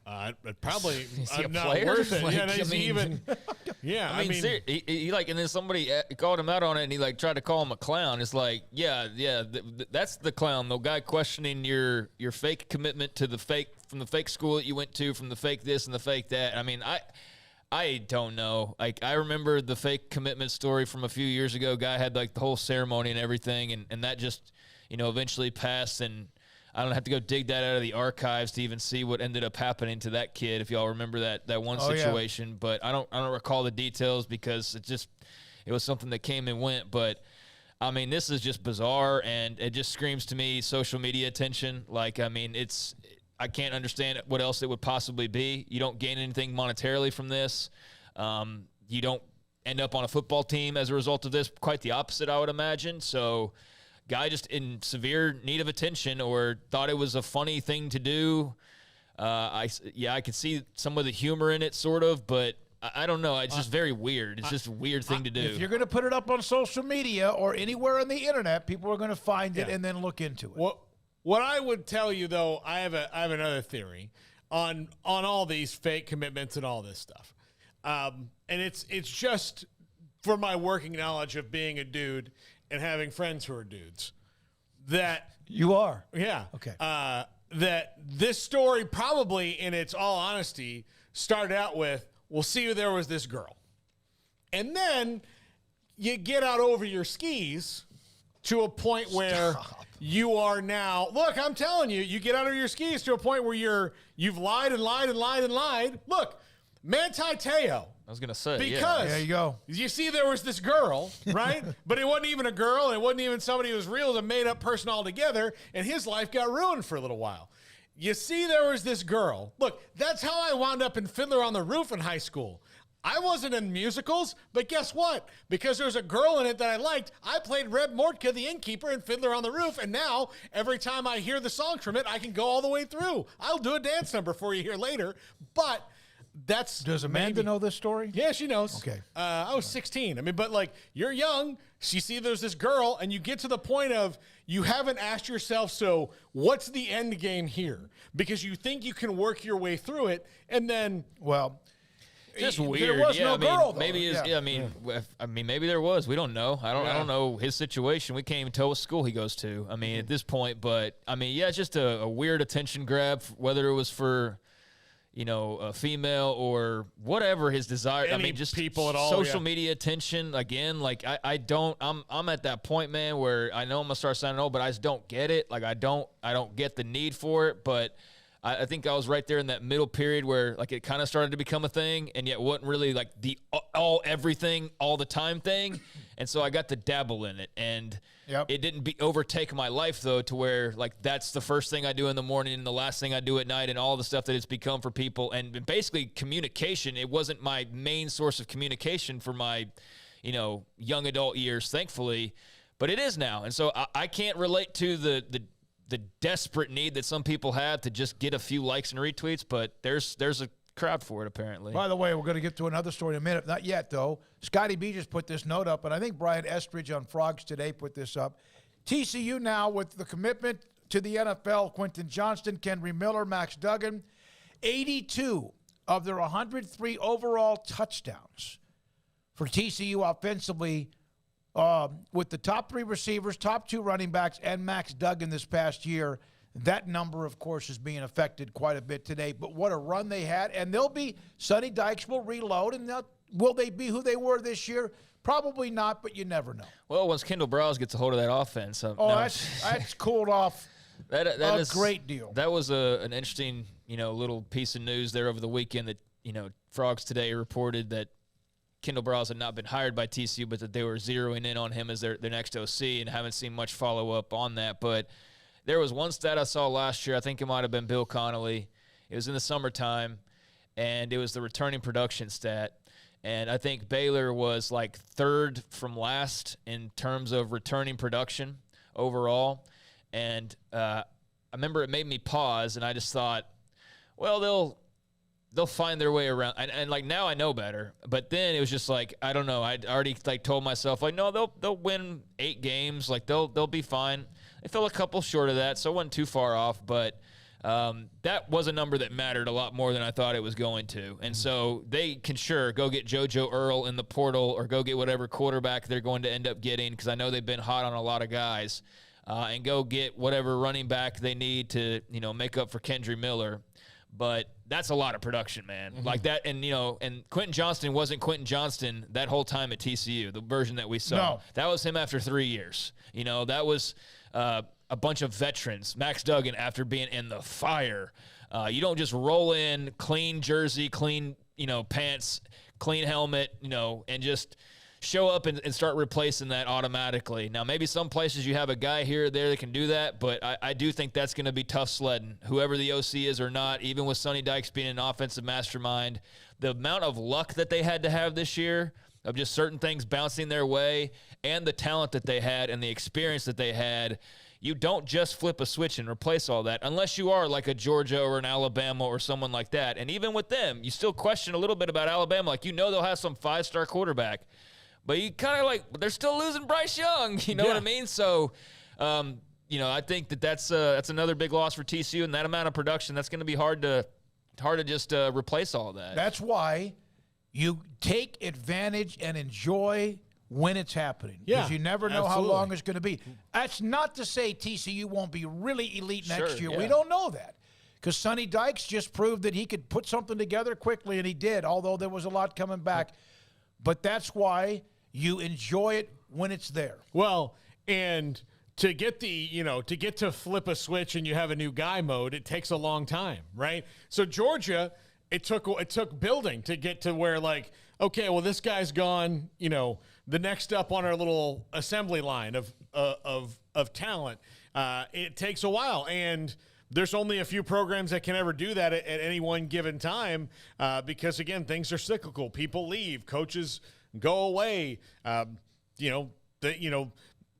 retire. It's just how it goes. So again, TCU hit every button the right way, from the right kind of person to replace Gary Patterson, the right guys in the transfer portal, the development of the guys that Gary Patterson had brought in over the years, and their experience level, it all hit right at the same time, and their ability to withstand and win those close games, and understand when they'd been lucky. I think that was the difference between, if you want to look at Baylor last year and Baylor this year, sometimes it was like, do you understand what just happened to you guys? Like, you better capitalize on this right now, because that was lucky, and then they just didn't get it. TCU, on the other hand, when you saw it, they're like, oh, well, that was fortuitous. Let's go make something happen. Yeah, ball bounced their way a couple times. A couple times it didn't, though. Obviously, Big 12 title game. Yeah. Still arguments over, was it a touchdown or was it not? There was no question about the Georgia. There's nothing to break down there. But the TCU K-State game, there was at least a couple things, hey, that could have gone their way or whatever. But yeah, you lose your OC, you lose your quarterback, who wasn't even your quarterback to begin with. I guess that's a saving grace. Is Chandler Morris is the guy you planned on originally. So, in some ways that's not too bad. But you lose Kendry Miller, you lose Quentin Johnston, and there's others too. You lose some of your offensive linemen, you lose some of your other receivers. So, you lose some guys on defense. So it's going to be a retooling job for sure, and you would expect it to be. I mean, it's a retooling job when Alabama or Georgia make the national championship game. It's going to be certainly one when TCU makes it and has to go and then suddenly replace the greatest team, arguably in modern day school history. So that's just part of the deal. But in today's transfer portal, the thing is they can do it far quicker and far easier than they ever could have in another time period of college football. So that is their saving grace, and that might be what allows them to not fall too far. Well, why Georgia and Alabama most recently, Clemson, et cetera, have been able to have success is because they also still load up every year with fantastic recruiting classes. Not everybody takes advantage of highly ranked classes. We know some have underperformed, but they just reload, and then they'll bring in, like Jahmyr Gibbs, among a couple of others. Here's another story. So this young man, a hell of a player, Walter Rouse, 4-year starter, 2,500-plus snaps at Stanford. He committed to Nebraska on Wednesday. It was down to Nebraska, Iowa, and Oklahoma. So that was on Wednesday, and it looked like the Huskers, who could use anybody that can walk and chew gum and play football for Matt Rule, it looked like they found somebody. And then I believe Friday, he changed his mind. So he now will end up with Oklahoma. Walter Rouse, 4-year starter from Stanford. So there's another one of those change of commitment, decommitment, NL. And that's a nice pickup for Oklahoma. I had not heard much about him, and then I started reading. You played 2,552 snaps. You're pretty good. I don't care where you're playing. 4 years. Absolutely. For Walter Rouse this year, the best news is that no matter where he went to school, even as he's going to be probably in graduate programs, and those are difficult, but still not going to be as hard as it was. So classes are going to get easier. Nebraska, Oklahoma, or wherever you are, because it's not Stanford. Yeah, I mean, live by the flip, die by the flip, Matt Rule. You know, hey, I mean, you're going to go and flip other guys. It's bound to happen to you at some point as well. It's just part of the deal. And, I don't know, obviously, what the entire interaction was as far as what he was expecting with Nebraska and then what Oklahoma said to make him to change his mind. It might have just been said, hey, we're Oklahoma. Because, as much history as Nebraska has right now, that's a thing you could say, and you'd be totally justified in going, you know what, you're right. You are closer to the mountaintop than Nebraska is. But, either way, obviously had some great schools to choose from. That would have been huge for Matt Rule. I mean, the lineman spot is what the hardest, you'd say to just cultivate, craft, and get the right guys. And so to have this big, proven, tackle right there for the taking, and to think that you had him, that's tough. That's a really tough blow, but I'm sure they'll find some other guys. But a really great get for Oklahoma.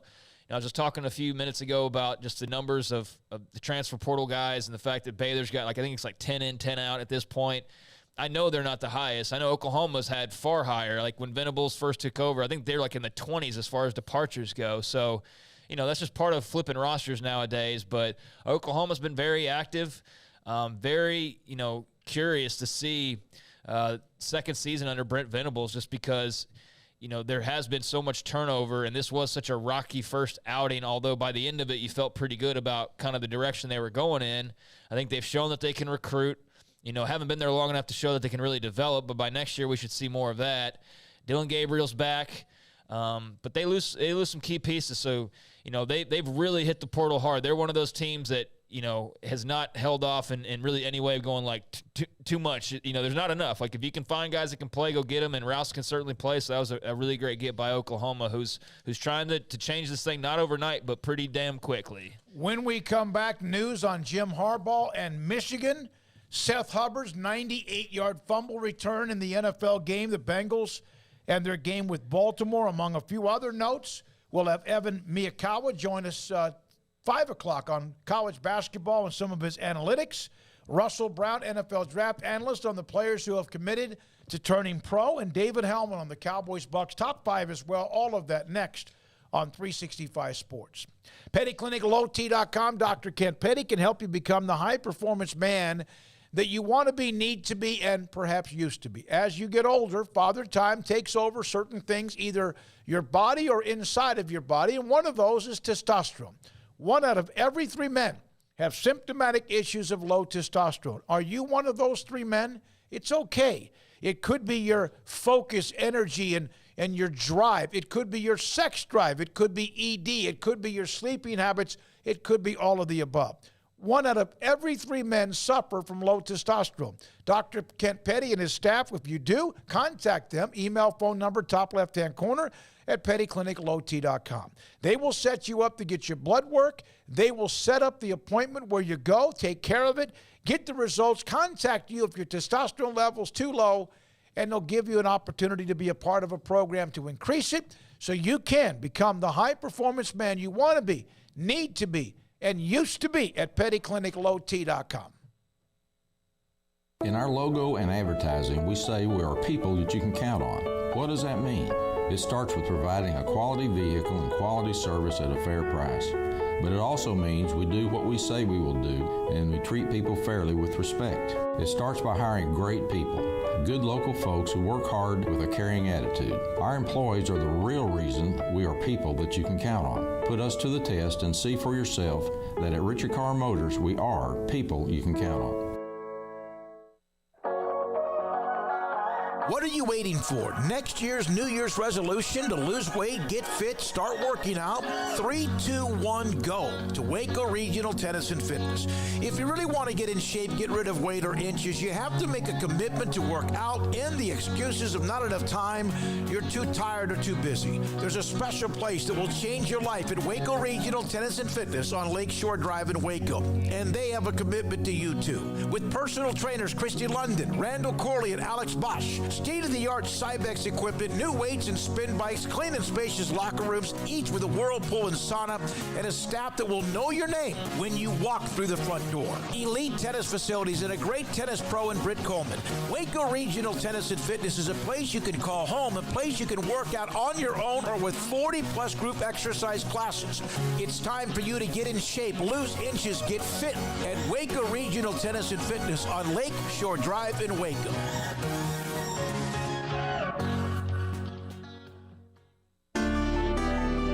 It takes time to reach goals. It's a truth that applies to more than sports. It goes for your financial goals as well. You work hard for your money, and you deserve an investment strategy that lines up with your game plan. And Chuck Verno, your Edward Jones financial advisor, can help. If financial investments aren't putting forth the effort you desire, stop by today for a financial review.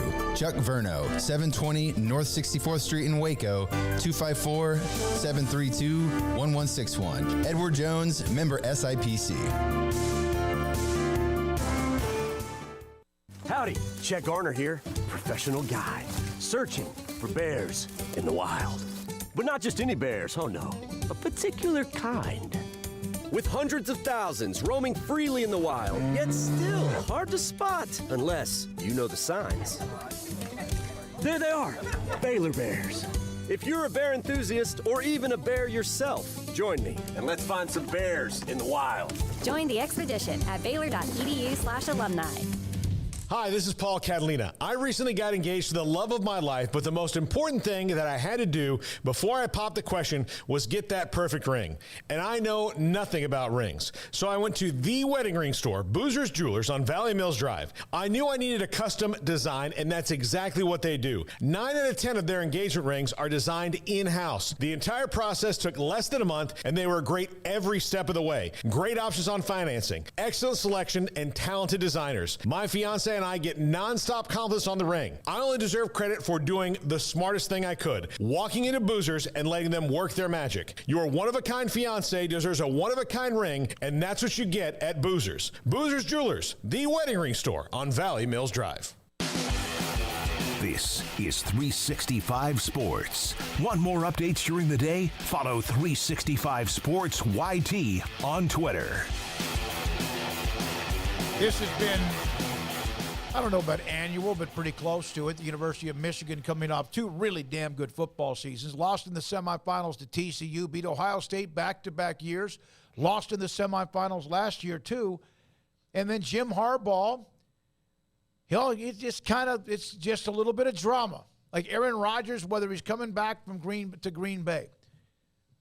And here is the number, or the note. I love the relationships that I have at Michigan, coaches, staff, families, administration, President Santa Ono, and especially the players and their families. My heart is at the University of Michigan. I once heard a wise man say, "Don't try to out happy. Go blue." Jim Harbaugh's back at Michigan. We can all breathe and sleep tonight. Yeah, I don't know how. Like, we're gonna have to do this every year. Is that what we have to do? Matt Rule, kind of, Yeah. He had a virtual interview with the Broncos last week. That's the only thing that's happened. So, I don't know. I don't know what's going to have to happen for Jim Harbaugh to stop chasing the NFL or Michigan to get tired of it. But yeah, I mean, that's what I think I was saying during the playoff run was like that just stinks for Michigan that here you are, you're in the playoffs. You were feeling really good about beating TCU until you didn't. But, you know, not the entire time, but a good portion of that year sitting there, you know, having to deal with rumors about your coach leaving. It just reminded me of Baylor with Matt Rule and how that was for a good 2 years at least. I mean, they won one freaking football game, and that following offseason, he was rumored to be going to, like, the Jets or whatever it was. And it's like, wait, what? They just went 1-11. How is that even possible? Now, it was probably agents talking, building buzz or whatever. But that was, you know, only a 3-year stint and, not even 3 off seasons? I guess if you counted the one prior, it would have been. But that was a short window, really, when all was said and done, and yet it was frustrating. It was totally frustrating because you could never get on board with the future all the way. Like, hey, it's great you're building this recruiting class. Are you going to be here to sign it? Like, is it going to still be standing when you may or may not leave at the end of December or whatever? So, like, everything that happened, you're like, great, but will it matter? And so, you know, for Michigan, it's not quite that stark, but it is, I would imagine, very frustrating to have to go through this, what has seemingly now become an annual thing of won't he go back to the NFL? And I don't know, like, just to me, every year with a new flirtation just tells me that there's some desire there on his part. I don't think it's just financial. I think he could sit in Ann Arbor and be fat and happy and rich for a long time if he wanted to be, but there's clearly some pull there. And you know, he's been there. He's been successful. So I totally get it. It's like, you know, if that's your dream, dude, go live it. I'm not going to disparage you for that in any way. I'm not going to disparage anybody for going and doing what they want to do. But from a Michigan fan standpoint, yeah, it's maddening, I would think, at this stage. No matter how successful he's been, no matter if he beat Ohio State, no matter if he got in the playoff, fact of the matter is that was going on. And much like with Matt Rule at the very end, Baylor makes the Sugar Bowl. The whole week in New Orleans. Yep. It wasn't about being in the Sugar Bowl. It wasn't about being in New Orleans. It was about, oh, my God, Matt Rule's leaving. The entire week was about that. Every show, that was what we were talking about, and it was maddening. And I didn't blame him. I don't blame him. But it was maddening from just an observer standpoint, and I know the fans were very vocal in how frustrating that was. So then, you know, in comparison, there was Michigan. Here's TCU in a playoff, and what are they talking about a lot of the time? They're talking about, is Jim Harbaugh going to be here or not? And that sucks, man. That sucks for fans, but I know it's part of the deal, and you can't have it perfectly. Baylor's had 2 bowl weeks that have been there's soured the other one. because of coaches in demand, Art Briles before they played UCF in the Fiesta Bowl, and then also the Matt Rule before they played Georgia in the Sugar Bowl. Not saying that the results would have been different because Georgia beat them up, but so did UCF. Yeah, so did UCF. Beat the Blake Bortles and company, just dominated that game. Yeah, and look, you can, for Jim Harbaugh, it can't be about money because realistically, half the teams in the NFL wouldn't pay him as much as he's making in Michigan. No. So, you know, he's going to make way more at Michigan than he will for most of the teams in the NFL until that ratio changes.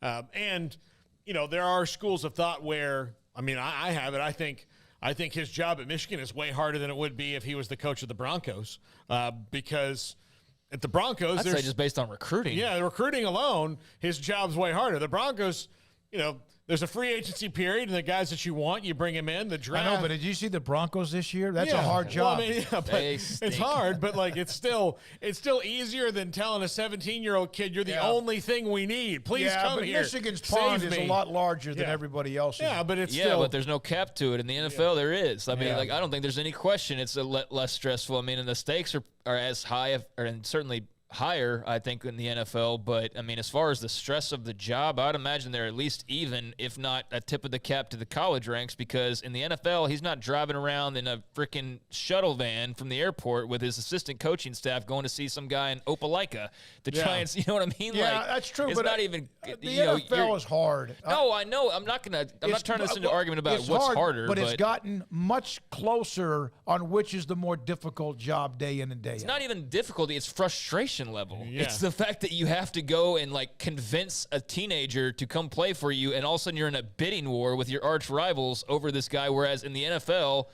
You lose what games you lose, you fall in the draft where you fall, and then you make the best of it, and that's where you go. And guess what? In the negotiations, there's an end point because there's a cap on it. So I think, there's definitely reasons to be more NFL job be more desirable. On the flip side, I could see the other side of the coin, and clearly he's siding with college. That's great news for Michigan. As frustrating as it might be, that's great news. Something doesn't seem right in the department, though, with the way this is all kind of unfolded. And so it makes you wonder if this is just, not the end, but another chapter, and then we'll be doing this all over again next season. I agree. I do think that because of the way everything is open-ended with the NIL and transfer portal, despite now phases, that one of the biggest differences in a pro job compared with a college job is a college job you had time down. You had downtime. You had vacation.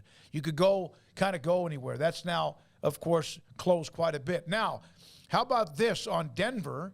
Harbaugh, Sean Payton, Dan Quinn, who was a finalist the last time they were open, have emerged as the leading candidates or coaching candidates, according to Ian Rappaport.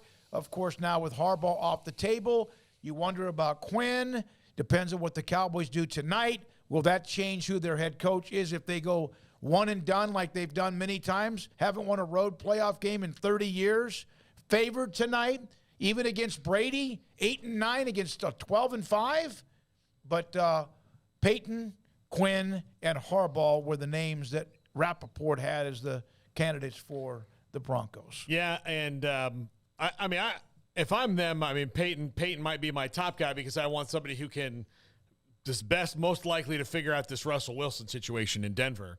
And that'd be maybe good news for the Cowboys. That doesn't mean that the Cardinals won't hire Dan Quinn or somebody else wouldn't hire Dan Quinn if he's available. But as tonight goes, there's not going to be if there's a Cowboys fan out there that tells you I'm not worried at all, they're absolutely lying to you, or they have experienced some sort of recent head trauma that allows them to have forgotten about the last 30 years. So, yeah, I'm fully expecting a meltdown of some sort later on tonight. That's what I've been conditioned for, and I didn't miss out on those 90s Super Bowls. I was very much alive and watching those, unlike a lot of the younger Cowboys fans nowadays. So, based on the last 20 years, I'm fully preparing, 20 plus actually, I'm fully preparing for some magnificent, fall from grace. But I will say on the Harbaugh thing too, that's good for college football that he's sticking around. I will say that. Like, he's a character. He's an interesting guy. He makes Michigan more interesting.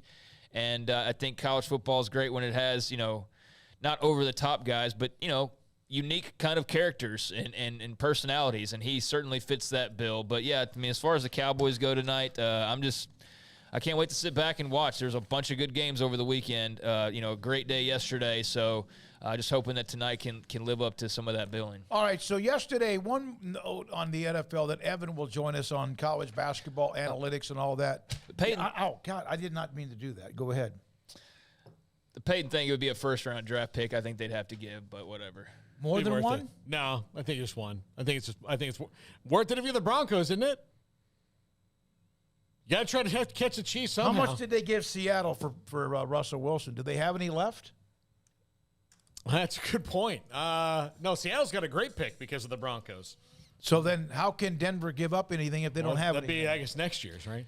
This is the great finish, crazy game if you didn't watch it, the Cincinnati and Baltimore game. Baltimore, Huntley was playing pretty damn good at quarterback. They're down to the 1 foot line at Cincinnati, 4th and goal, and Huntley tried to, jump over the top for the touchdown. Did not work out. Seth Hubbard got a deflection into Sam Hubbard. 98 yards later, this is what it looks like. He ran 123.6 yards on the 98-yard fumble return. Do we have the actual video of the next yet? I thought I sent that to Garrett, but I know he's not here today. But it was like this.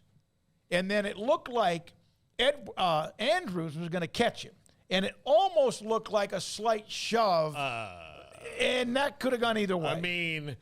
It would have still set the Bengals up 1st and 10 at about the 25-yard line or 28-yard line where he got shoved, I think, if I'm remembering correctly. I think it was – I've seen blocking the backs called for a lot less.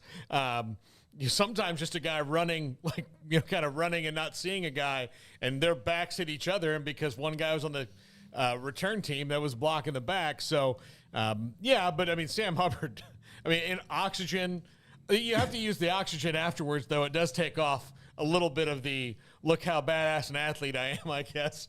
But it was an amazing play. J.K. Dobbins after the game basically saying, I don't know why after I scored the other touchdown, it's what I do, right? He's like, I don't know why I was given the ball, don't understand it. I think John Harbaugh's going to make at least one coordinator change, and we'll see what happens. The Ravens have an interesting offseason ahead of them, too, because Lamar Jackson's a free agent.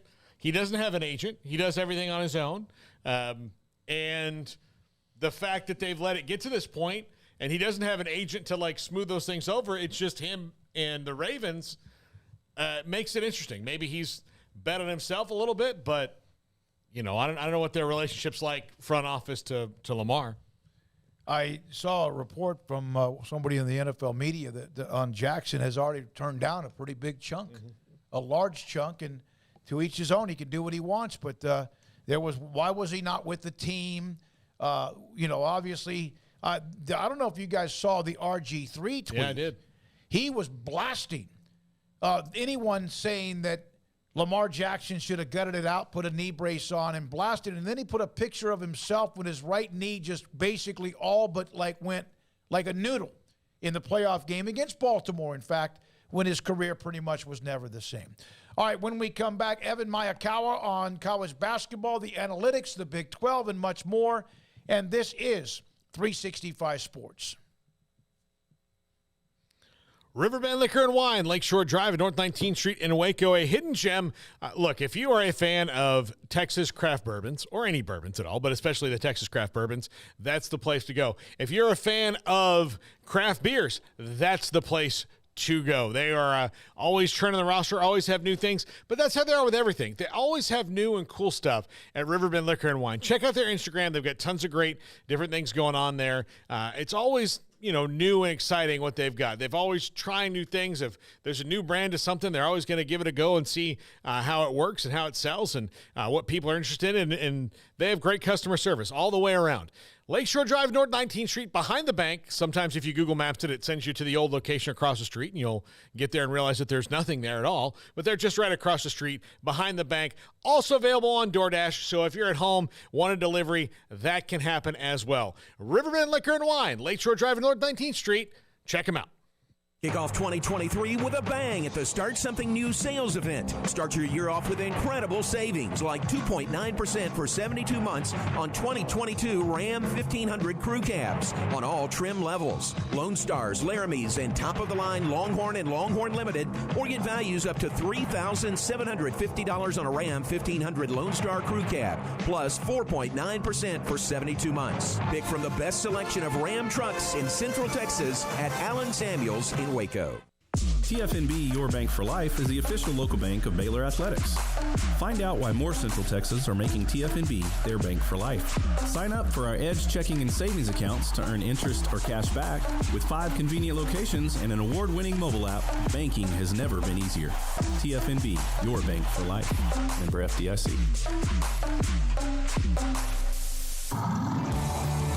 Waco Custom Marketplace is your hometown grocery store with a full-service butcher shop and bakery. Hi, this is David Smoak.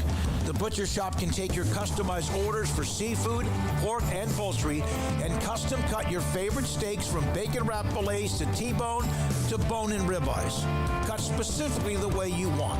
They have Norwegian salmon fillets, catfish fillets, sliced ham or turkey and lunch meat, variety of cheese available, and several options of sausage links, fresh chicken breast or whole chickens, sliced bacon, pork chops, ground beef, marinated beef, and chicken fajitas, and always large briskets available, plus fresh vegetables. So the great product, customer service, and family tradition of the Bauer family continues at Waco Custom Marketplace, open Monday through Saturday.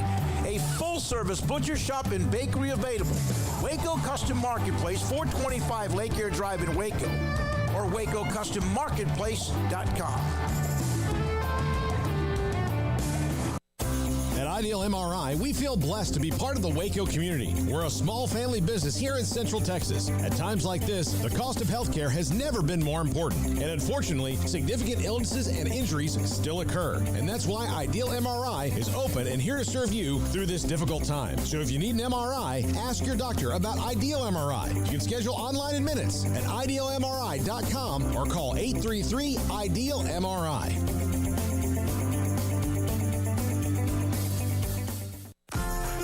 Automatic Chef Canteen is a full-service micro-market vending and office coffee provider with state-of-the-art vending equipment, a wide variety of products, and offering custom-fitted micro-market vending office coffee solutions for your employee break room. You want a full break room solution and a workplace oasis? Well, Automatic Chef Canteen, locally owned and operated for over 50 years in Central Texas, also includes in-house mechanics on call 24/7 for fast, reliable service and maintenance. Automatic Chef Canteen, 6900 Imperial Drive in Waco, or online at automaticchefcanteen.com. Three Nations Brewing Company has 16 different beers on draft with a new beer every Friday. It also offers 2 air-conditioned tap rooms, a large indoor beer hall, a second-floor mezzanine offering a great overview of the brewing company and equipment and patio where you can relax under the shade. Plus, you can now experience the new Three Nations Beer Garden Grill on our shaded patio. Grab a cold beer and enjoy a bite from our freshly prepared and delicious menu. Street tacos, quesadillas, freshly cooked burgers and dogs, and veggie burgers too. Nachos and so much more, all prepared and cooked on site. So come visit the award-winning Three Nations Brewing Company on East Vandergrift off I-35 in Carrollton.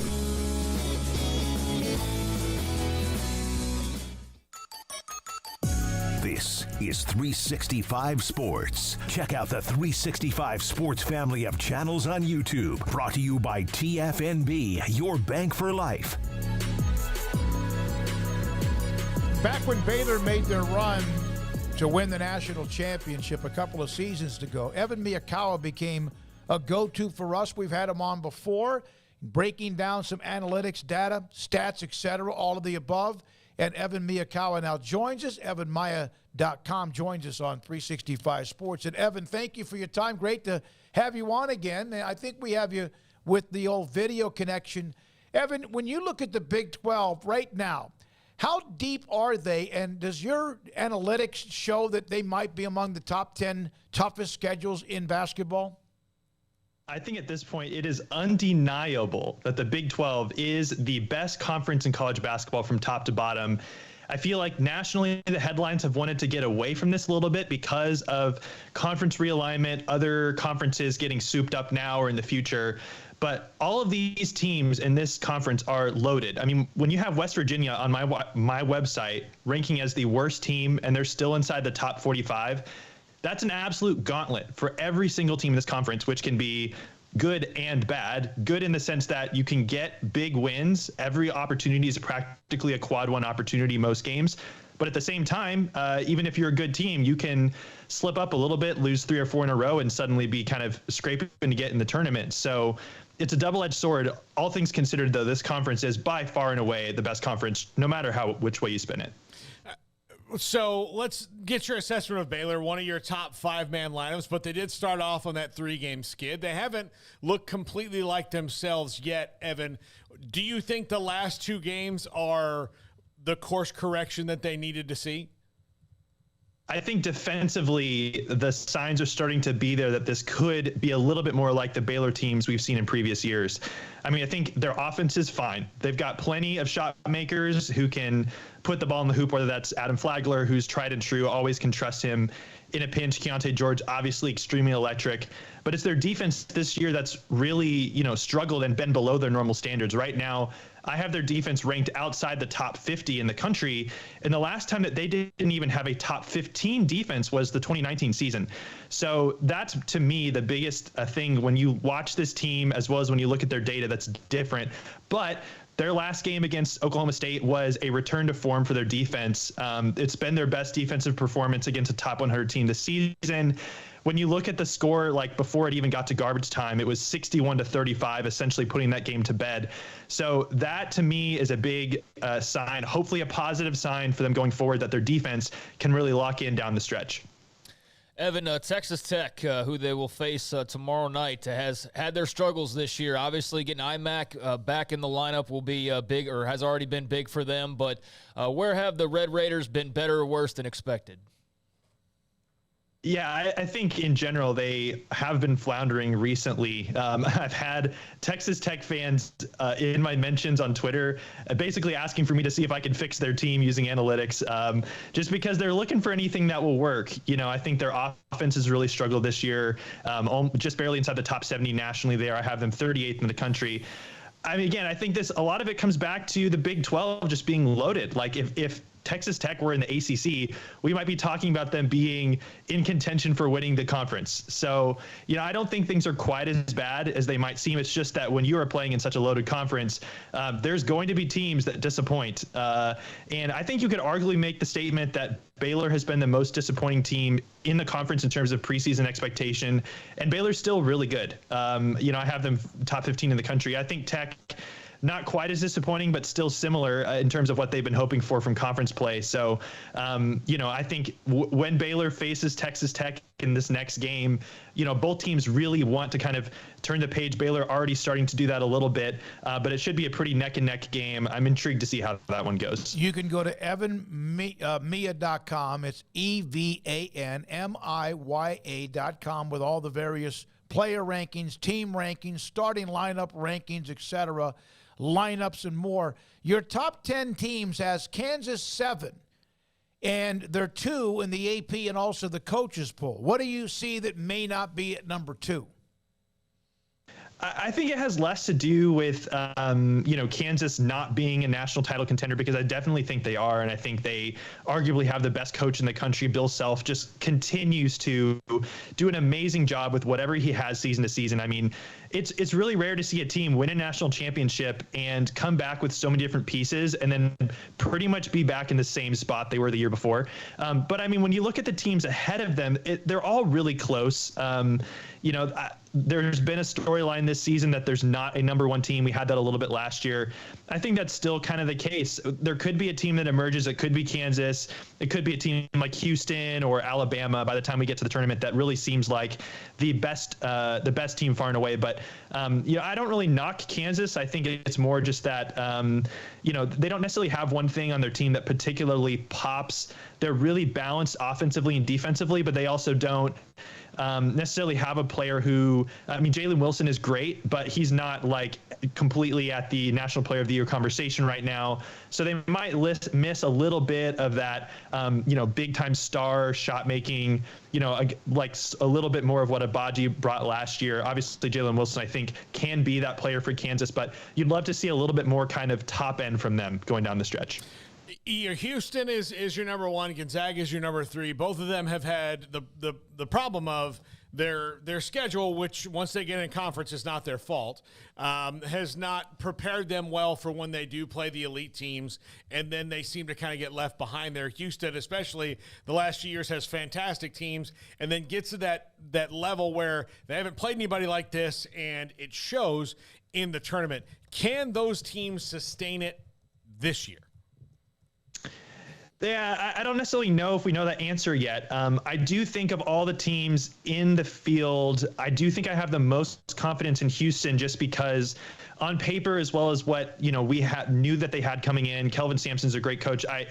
They just seem like the most rock solid, trustworthy team in this group, the least likely to have a really bad outing or get out scouted or something like that. And you mentioned how they've run into teams in the tournament in the past that have just been, maybe more athletic than them. Obviously, we think of that Baylor Final Four game 2 years ago. But all things considered, the last 2 tournaments, Houston, I think, has outperformed expectations for them. That Final Four season, they were a 2 seed and they made the Final Four there. Last season, they were, I think a 4 or 5 seed, and they ended up knocking off Arizona to get to the Elite 8. So, I think that they are a team that typically actually, is underrated often going into the tournament. I think it's going to be a slightly different story this year if they keep up a good performance in their league. They get a 1 seed because now the spotlight will be on them, and it'll be more like they have more to lose than to gain. So I think that's going to be a new spot for them. At the end of the day, I have a lot of confidence in Kelvin Sampson. I also think this Gonzaga team is underrated. I have them a lot higher than most national pundits do. You know, right now they're inside the top 10 in the AP poll. They've scraped some victories recently. They definitely don't have the NBA talent on their roster that they've had in previous seasons. But they still do have Drew Timme, who I think is still one of the best players in the country. They have a team that has a lot of experience, whether, previous tournament experience or transfers with lots of experience. So I think they're going to be underrated going into this tournament. I think they're going to like that. I think there's going to be bigger storylines going into the tournament that could set them up to succeed, potentially, make a Sweet 16 Elite 8 Final Four run that many people may not count them to do. So I'm intrigued to see what they do there. When it comes to Rodney Terry taking over for Chris Beard, as unforeseen as that was a few weeks back, Texas has, remained on a pretty nice run. Nice win over Texas Tech the other night. Have you seen anything just drastically different or noticeably different in terms of kind of where they were and where they have been now, Rodney Terry leading the charge?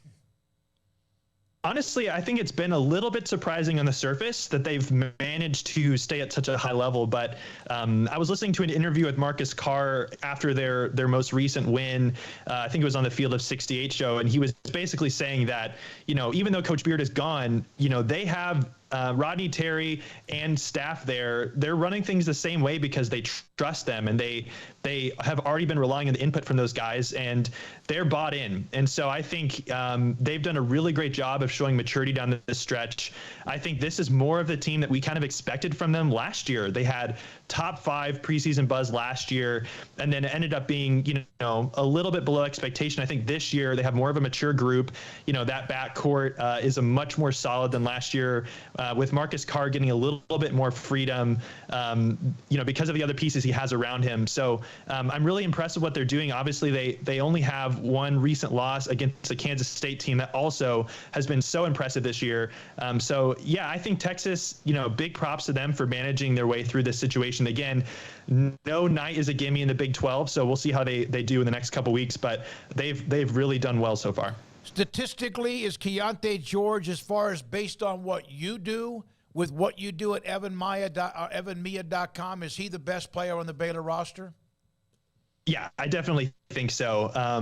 There was a lot of differing opinion on him coming into the season. I think most people generally agreed that he was underrated by the recruiting services. He was not in the top 10 nationally in terms of his class, but when people watched him on tape, when they saw what they did in the preseason, it was like, this player, he is special. He's going to be, potentially an NBA lottery pick. And I think his performance offensively has maybe been more inconsistent than some Baylor fans, including myself, thought. But all things considered, I still think he is their most important piece. I have him 39th in the country in Bayesian performance rating, which kind of measures his overall offensive and defensive impact. 4th in the Big 12. So he's still been a really great piece for them. So I do think that he still has been their best player, and he still has more to grow and to prove this season. So, I think he is the kind of star that Baylor does need if they are going to kind of play to their potential and potentially make a deep tournament run.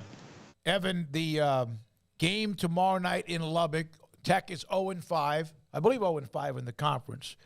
Baylor's 2-3, trying to dig out of a hole themselves. Tech is better. They have some players back. We mentioned that. Who, in your opinion, that's in the lower half of the Big 12 has the most upside that, based on your analytics, to make a run? Well, I think that team, that's tough. You're looking at teams like Kansas State. They're barely outside the top 5 there, but obviously they've been one of the most impressive teams the last couple of weeks. I think you can't look past West Virginia. This seems like a similar story to last year, where West Virginia had a great non-conference schedule the last 2 years, and then they just completely melted in Big 12 play last year. And so far, that has kind of been a similar story. They were really hot coming into conference play. It hasn't really happened for them so far.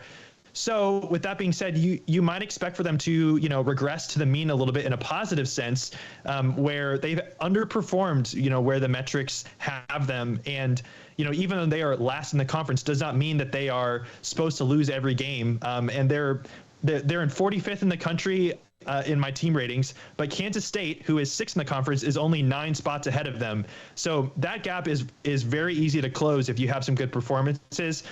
So not saying it'll happen, but they're a team that I think, could be in a much different spot even a month from now if they're able to turn it on a little bit and play closer to expectation for them.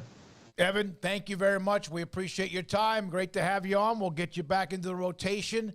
Enjoy what you do. Evan Mia, it's M-I-Y-A, Evan, MIYA.com, the analytics. By the way, I'm not sure if you guys saw this or not. Thanks for your time, Evan. Illinois beat Michigan State by 9. Matthew Meyer, 19 points.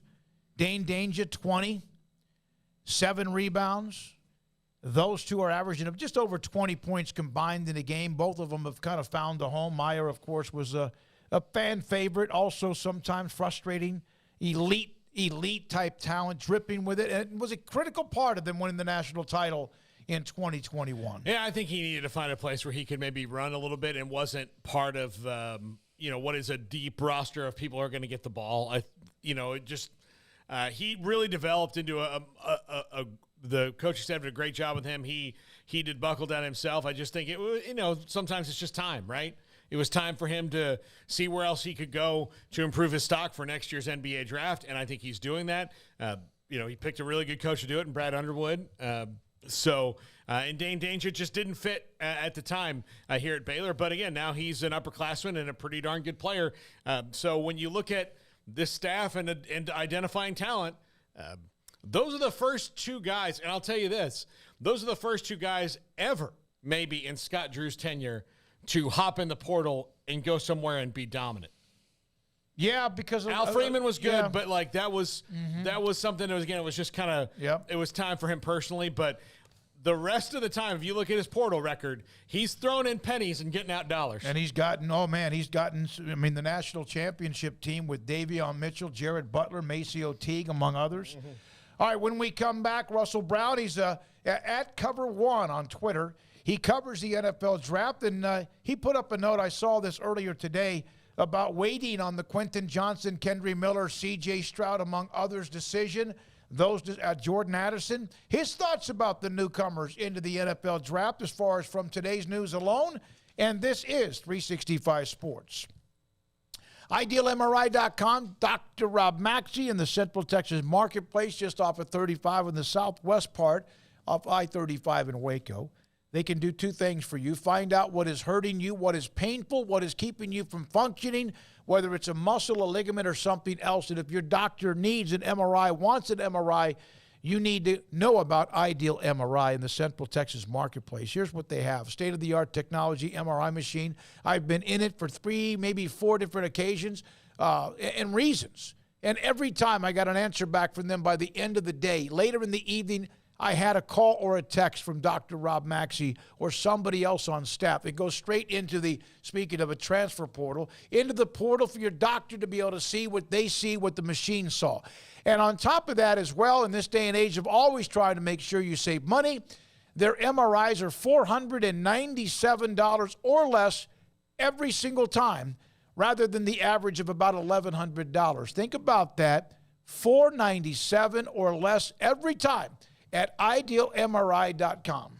With so many companies and policies out there, it gets so confusing shopping for insurance, and I never know if I'm getting the policy that's right for me. Luckily, I met the team at the Niche Group Insurance Agency. With the Niche Group, you can go to one company and get access to coverage options from many insurance carriers, and you get to speak to a real person about your specific coverage needs. With the Niche Group, I know I'm getting the right coverage at the right price. If you need insurance, talk to the experts at the Niche Group at 1-800-258-8302. Stepping into a new pair of boots is great, but stepping into the boots of a U.S. Army officer can also add confidence and leadership skills to your son or daughter's career path. There are more than 150 occupational specialties to help them find the best fit for their future. See all the things your son or daughter can achieve in our boots at GoArmy.com. U.S. Army Waco Recruiting Company, 254-598-8131 or 254-776-1543. Pizza, burgers, and Bears football. There's no place around Waco that serves them all other than Bubba's 33. Come show your green and gold and enjoy some of Waco's best food and beverages while watching your favorite team, the Bears. When real Bears fans get hungry, Bubba's 33 is the #1 spot for ice-cold drinks, hand-stretched, stone-baked pizzas, and bacon-infused burgers. Join us for indoor or patio dining. Bubba's 33, Waco's restaurant and proud supporter of Baylor Bears football. Sick 'em, Bears. Did you know that 1 out of every 4 men have symptomatic low levels of testosterone and don't even know it? And if you think you're too young to worry about it, guess again. Low T levels can make you feel tired and grumpy, cause weight gain, and wreak havoc on your sexual desire and performance. Petty Clinic Low T can set up same-day blood screening and results, so if you're tired of being tired, I challenge you to man up and Google search Low T Waco or go online pettycliniclowt.com. It's a private clinic with an atmosphere catering to men. Affordable, only $150 a month, includes lab work, office consultation, testosterone injections, follow-up visits compared to $395 a month in Dallas or Austin, and you don't have to fight the traffic. Petty Clinic Low T as board-certified physician consultations will provide the best form of brand-strength testosterone available. Contact Petty Clinic Low T today, just off Highway 84 and Old Hewitt Drive in Woodway. Petty Clinic Low T, helping men become the high-performance men they deserve to be. PettyClinicLowT.com or Google search Low T Waco. Baylor Scott and White Southwest Sports Medicine and Orthopedics, the team physicians for Baylor Athletics, diagnosing and treating all sports-related injuries, including concussions. These specialists also provide orthopedic services for athletes and non-athletes alike, whether it's knee or shoulder pain, hand or wrist injury, orthopedic spine care, and even an arthritis and total joint clinic. Trust the doctors Baylor Athletics trusts. Baylor Scott and White Southwest Sports Medicine and Orthopedics wants to get you back in the game. One size fits all. That may be all right for an adjustable belt or cheap sunglasses, but when it comes to your financial needs, no one wants a one-size-fits-all strategy. Ben Erlinson, your Edward Jones financial advisor, knows that his most important goals are yours. That's why he takes the time to understand your needs, knowing you. That's how Edward Jones makes sense of investing. Ben Erlinson, 100 North 6th Street in Waco, 254-759-8533. Edward Jones, member SIPC. This is 365 Sports, powered by Sikkim365.com. The 5 o'clock hour is sponsored by Edward Jones Investments with financial advisor Ben Erlinson, who'll navigate you through today's financial climate. Edward Jones, making sense of investing. Now here's David Smoak, Paul Catalina, and Craig Smoak.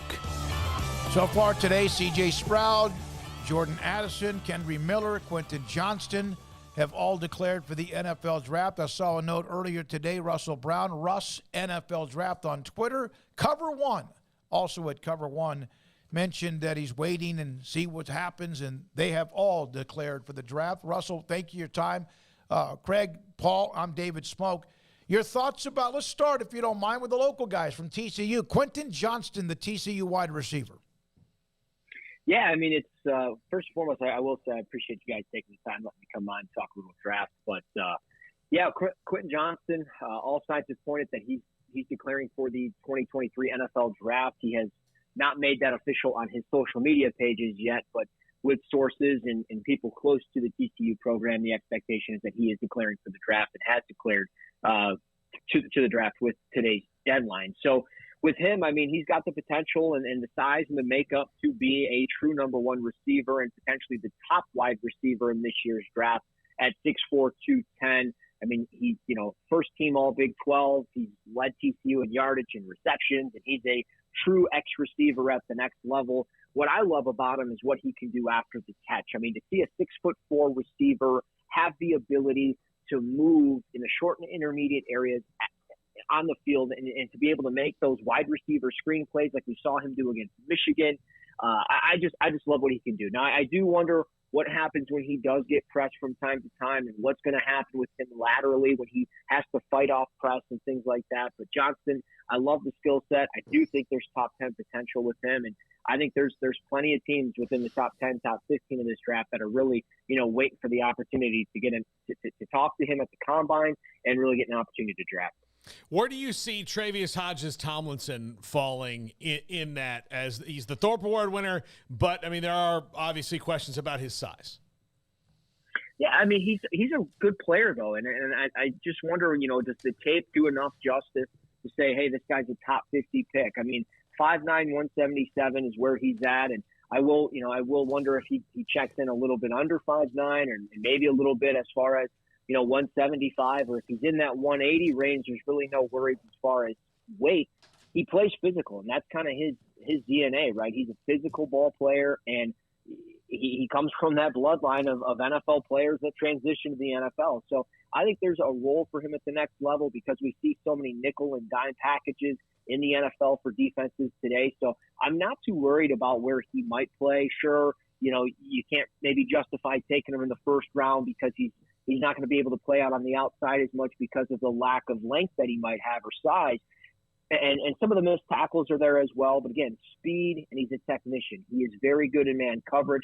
I think he can do a really good job in zone coverage from time to time. I think the versatility is going to be key. I love versatile players, and I think that when you can play them outside, in the box, in the slot, over the top, maybe a little bit as a safety from time to time, and with that athleticism, he can make up for him if he was in a kind of a cover one type of look.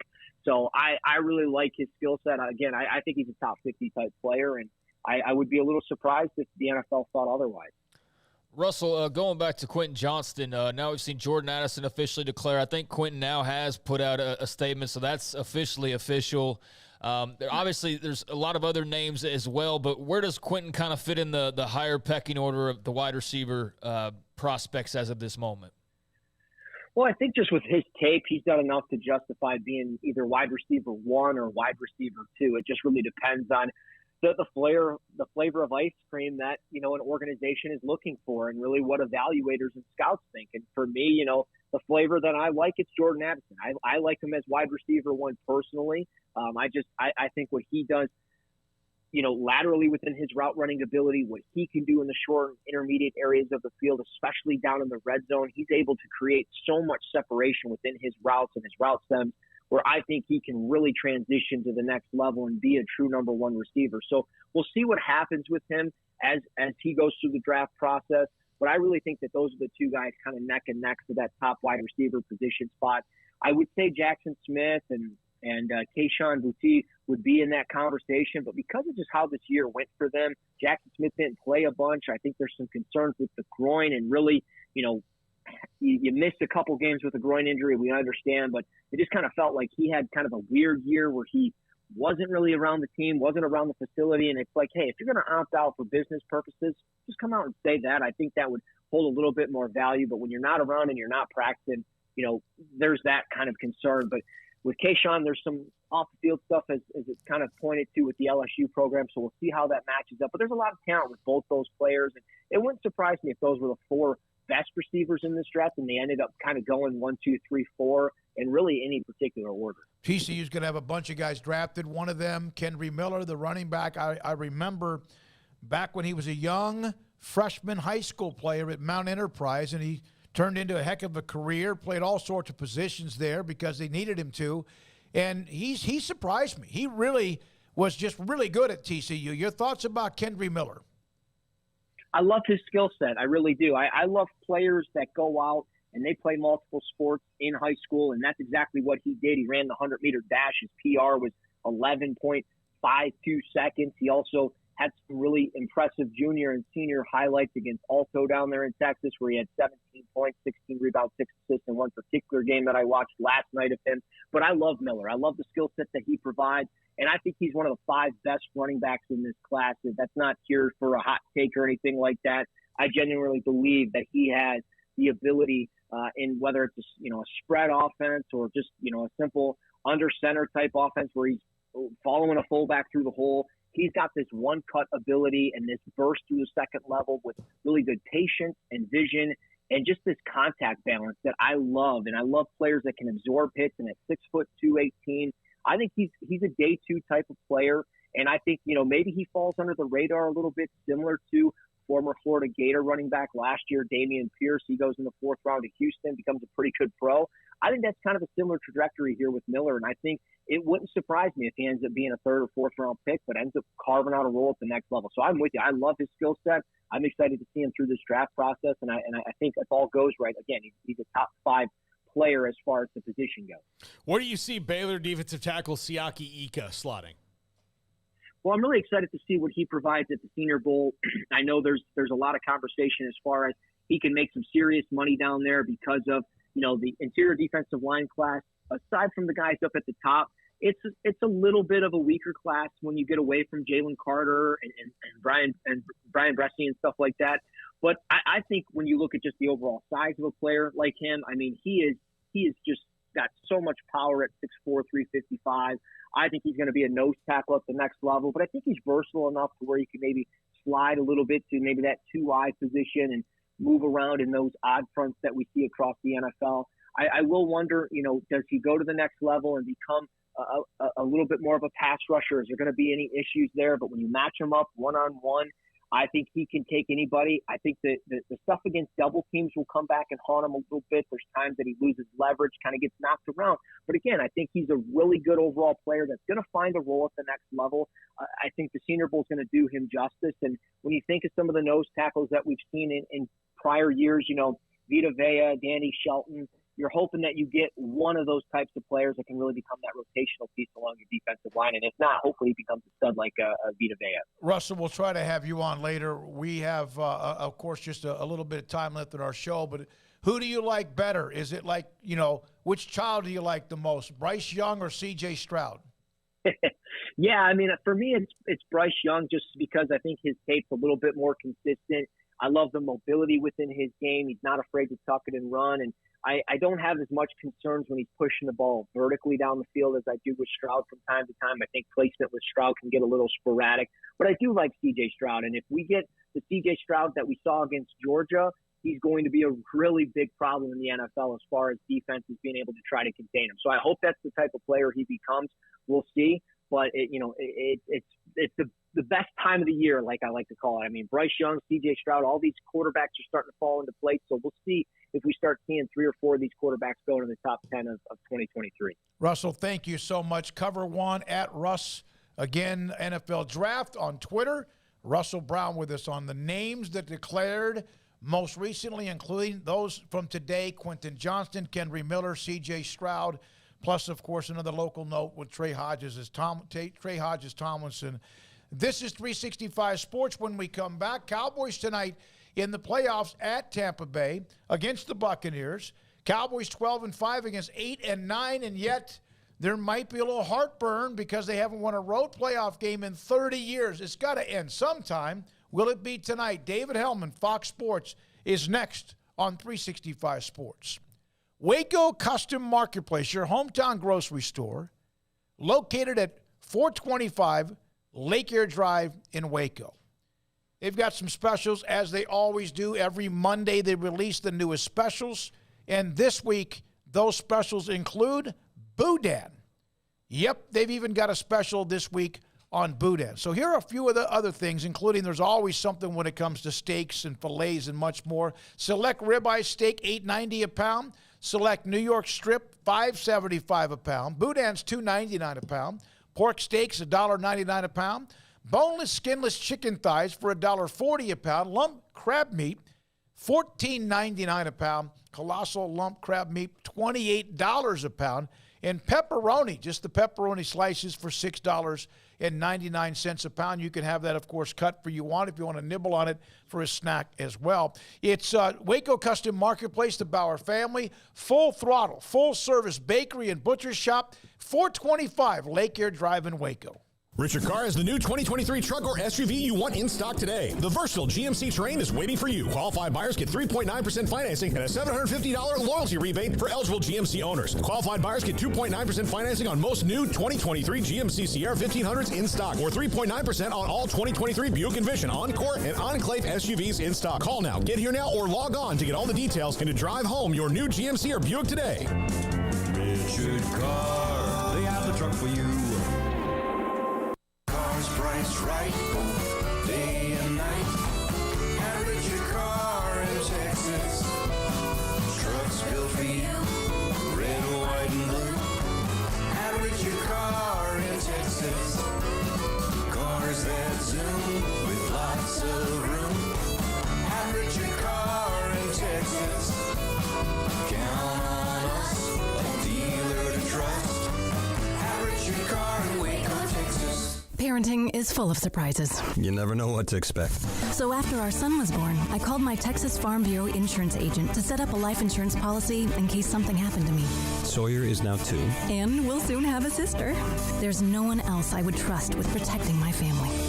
Stop by and see our agents at one of our 3 McLennan County locations. Coverage and discounts are subject to qualifications and policy terms and may vary by situation. Do you or your kids get nervous about going to the dentist? Stonewood Dental, Dr. Steve Childress, he can help. I've spent a career taking care of patients who as children had bad experiences, and now they're adults that hate going to the dentist. If I get a kid at 3 years old and they come every 6 months and it's a happy experience, it's normal for them. Now they have an accident at 6 or 7 or 8 at school.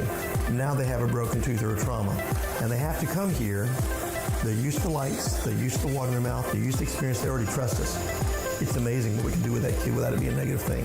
But if I see a 6 or 7 or 8 year old that's never been to the dentist, and now they have a trauma or an unfortunate unexpected toothache, it's harder to do that for that kid and it not be somewhat of a negative experience. So bottom line is I try to teach kids and adults and teenagers and everybody the way I'd want my family treated, which is where it's a necessary part of life. You just take care of it. It doesn't have to be that big a deal. Learn more, stonewood-dental.com. One size fits all. That may be all right for an adjustable belt or cheap sunglasses. But when it comes to your financial needs, no one wants a one-size-fits-all strategy. Cam Heathcott, your Edward Jones financial advisor, knows that his most important goals are yours. That's why we take the time to understand your needs. Knowing you, that's how Edward Jones makes sense of investing. Cam Heathcott in Conroe at 936-756-7717. Edward Jones, member SIPC.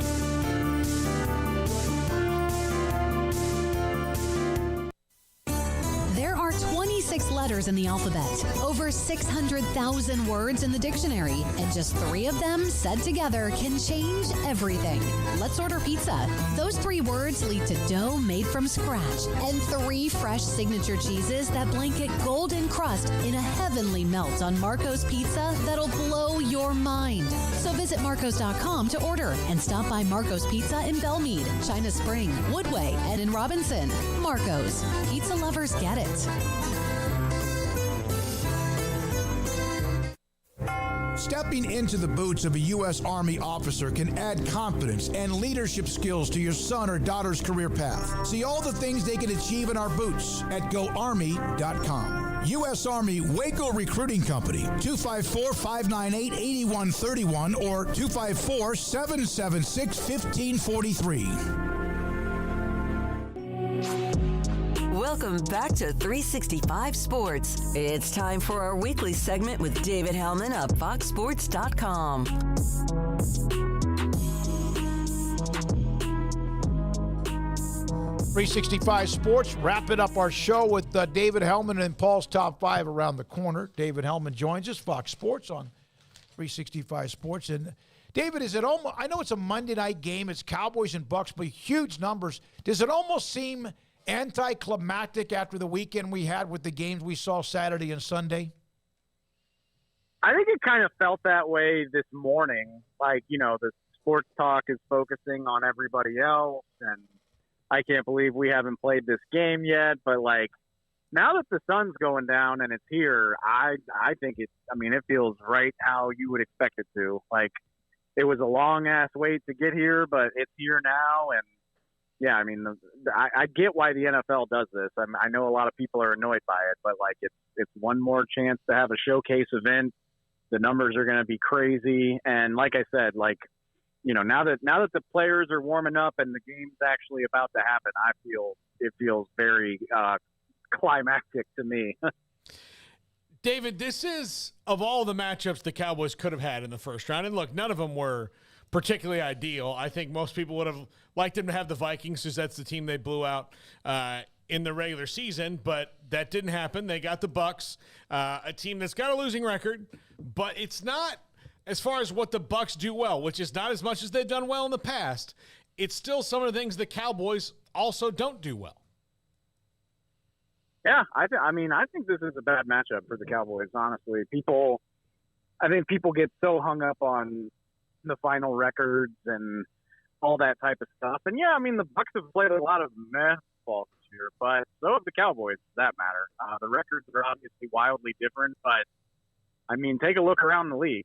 The Bills were 14-point favorites against Miami. They hung on by the skin of their teeth. The same thing happened for the Bengals.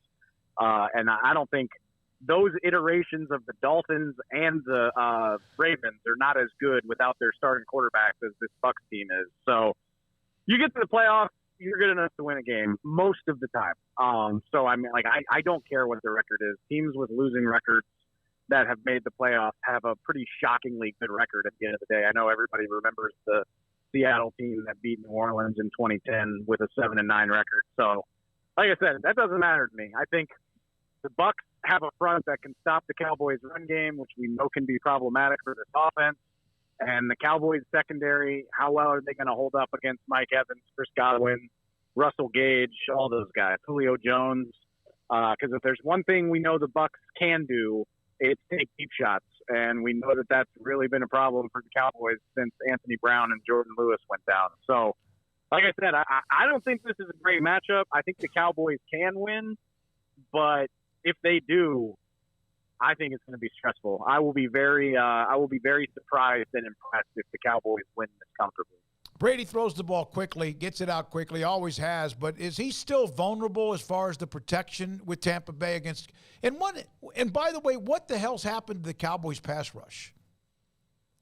That for me is the question of the season, you know? I mean, I don't think we'd be talking about the Cowboys secondary as much if the pass rush hadn't fallen off a cliff. I think a little bit of that. Obviously, teams are going to adjust to scheme against Micah Parsons. I mean, if you dedicate enough resources to limiting somebody, you can do it. And on top of that, I don't think Micah's been fully healthy. And then, in addition, I think the role players that you expect to win their favorable matchups because of the amount of attention that Micah's been getting, you just haven't seen him win as often, whether it's like a Dante Fowler or a Sam Williams. Obviously, I think defensive tackle is a situation that the Cowboys just need to improve. I just don't know that they have enough juice there compared to some of their other positions. So I think all of that ties in together. I do think Tom Brady's definitely vulnerable. I mean, it's a cliche at this point. Tom Brady doesn't like having pressure in his face. Like, he doesn't like pressure up the middle. I think the interior of the Bucs offensive line is going to be something to watch. Ryan Jensen's a Pro Bowler. I mean, it's a pretty incredible story. He tore like multiple ligaments in his knee during training camp, and he's been working all season to come back. And he's supposed to start at center in this game, so we'll see how he goes. We'll see. You know, they have to shuffle around some of their guards and things like that. We'll see how well they do it. I do think, I mean, that is an advantageous matchup for the Cowboys. I think it's a matter of, can they get to Brady? Can they rattle him? Can Brady get the ball out quickly? If you remember in week 1 when they played, I mean, Micah sacked Brady twice, but it obviously wasn't good enough to stop the Bucs from scoring the points that they needed to score. So how he deals with the pressure and how the interior of his offensive line holds up, I think it's going to be huge. I mean, Dan Quinn doesn't need my advice on how to call a game, but I would definitely be trying to scheme up multiple ways to bring pressure through the interior to try to test those guys. On the other side of the ball for the offense, they've not run the ball in the two games in the last couple of years they've played against the Bucs. They've not run the ball well against them either time. Vita Vea, Akeem Hicks, they're both there in the lineup tonight. That's going to be tough. Do you think that they don't maybe necessarily have to run for 180 yards tonight, but do you think the offense goes and flows as the running game goes tonight? Two thoughts. Number one, I hope this is a Tony Pollard game. No disrespect to Zeke, but I think Tony Pollard has more juice. I think everybody gets that at this point. And I think Tony Pollard can do some damage outside the tackle. You know, like why try to test Akeem Hicks and Vita Vea? Like, why even do that if you don't have to? If you have a running back that can get to the corner, get outside the tackle box, and get yards that way. So that's number one. And then number two, last week, not this year's game, but in last year's game, the season opener that they lost at the gun, we saw them use their short passing game to offset the lack of a running game. If you remember, I think they only ran for 33 yards as a game in that team, or as a team in that game, but they were using bubble screens, they were using quick throws, hot reads, all sorts of stuff to their receivers, basically to function as a passing game. I would like to think they can get that going again. CeeDee Lamb, I mean, that seems like a very easy way to manufacture 4 or 5 touches for him. You know, just have him turn toward the quarterback, catch the ball, and see what you can do. So I think there are a variety of ways that you can try to overcome that Bucs front, and I hope Kellen Moore gets creative with it. David, thank you. Enjoy the night. I know you will. Cowboys Bucs tonight in Tampa. The last of the remaining games from the weekend, Cowboys and Bucs. The winner will get San Francisco in the next round out in San Fran. One note, the sad, horrible story involving Devin Willock, the offensive lineman from Georgia, and also young lady Chandler LaCroix, who's a part of their recruiting staff, killed in a car wreck over the weekend. It was right after they had just celebrated their national championship as well. And so all the thoughts and prayers to Willock, the Georgia football program, and also LaCroix and her family too. Now, I misunderstood. When Craig brought up Kendall Briles earlier in the story, at least there was a note out there about TCU, and somebody on chat room asked if we were avoiding the 800-pound gorilla. Frogs Today reported that Kendall Briles was a leading target to be the offensive coordinator at TCU. That was out there. They got it first. And Brian Estridge, who runs that, I just texted him a little bit ago, and I asked him, I said, has anything cooled off when it comes to Kendall Briles and TCU? And he said, I think so. There was the initial hypocrisy from some TCU fans, and then there was the backlash from a lot of TCU fans who said they did not want to have anything to do with Kendall Briles in that program at TCU. Yeah, and I guess we'll see what happens when and if he gets hired, but they already have 2 Briles staffers on the staff at TCU, and Carlton Buckles, coaches in the secondary, and their strength coach, Kaz Kazadi. So, what Kendall means differently than that, if the whole intention is to keep away from anybody who was here during that time, well, that bridge has already been crossed. So now to get into specifics about what everybody did, I think that's kind of unclear to most people in the public anyway. So, I don't know if the outrage for them is necessarily warranted, given the fact that Sonny Dykes has already hired 2 Briles staffers on there anyway. What does one more mean in the grand scheme of it? What's the name Briles? Yeah, I mean, that's it. That's the thing. Yeah. It's the son of Art Briles. Now, I want to say first, 800-pound gorilla in the room or whatever, what reason would we have to, be shied away from talking about it? I mean, none. We have as much expertise to talk about it, I would think, as probably anybody. Not scared to talk about it or whatever. It's not official. There was a bunch of rumors on Saturday night, and as far as that goes, like you said, there's already a couple staffers there. So to be a TCU fan who suddenly gets uptight about it just seems pretty silly, because if you're going to get uptight, you would have got uptight when Kaz Kazadi got hired. Because if anybody was day-to-day with players and you had concerns about Baylor players or whatever, it was Kaz Kazadi more than anyone, and not even close. So if you were fine with that, then, yeah, you should be fine with basically anybody else. Now, that does beg the question, does that mean that Sonny Dykes just gets to go and grab every former Baylor staffer and just add them at will, you know what I mean, to basically take Art Briles' old staff and just move it to Fort Worth and have the success that they could have or should have had? I mean, I do think that that's, you know, probably what some people wonder. Like, okay, what's next? Is Phil Bennett going to be your defense? You know what I mean? Like, how many guys are you going to add to where it's basically the old guard? But, you know, it's 3 guys potentially if Kendall gets hired, and that would be interesting just simply because of the fact that, you know, it was the old coach there who had as much of a part in bad-mouthing his father and the program that his father ran and that he was a part of as anybody did. It was Austin Media and Gary Patterson, probably 1, 2, and then you add in whatever national reporters that you want to throw in there. But that was basically the ringleaders of, you know, saying as many caustic, nasty, and driving as many comments as possible. So there is that weirdness there of just like, yeah, that's a place where Gary Patterson has a statue and nobody badmouthed your dad as much as that guy did out in the public. And so I'm sure that's weird, but that's also coaching. That's just coaching. You were a rival of this team and now you're at that team. You know, that's just part of the deal. So I don't think I mean, on the surface, it seems weird because it's Briles and TCU, and you just think of what it was like in 2014. That was also almost 10 years ago. And so I don't even know how many people are even, like, still thinking of it that way. You know what I'm saying? Like, at this point, like, especially younger fans couldn't care less. They don't have no idea what we're even talking about, probably, or they had the faintest idea because they were, like, 9 when all of that happened. So, okay, on the surface, great coach. You know, I think obviously would be a good hire to replace Garrett Riley. I think, you know, obviously Sonny sees the benefits of that system, Kendall's background in Texas, the recruiting that he could do.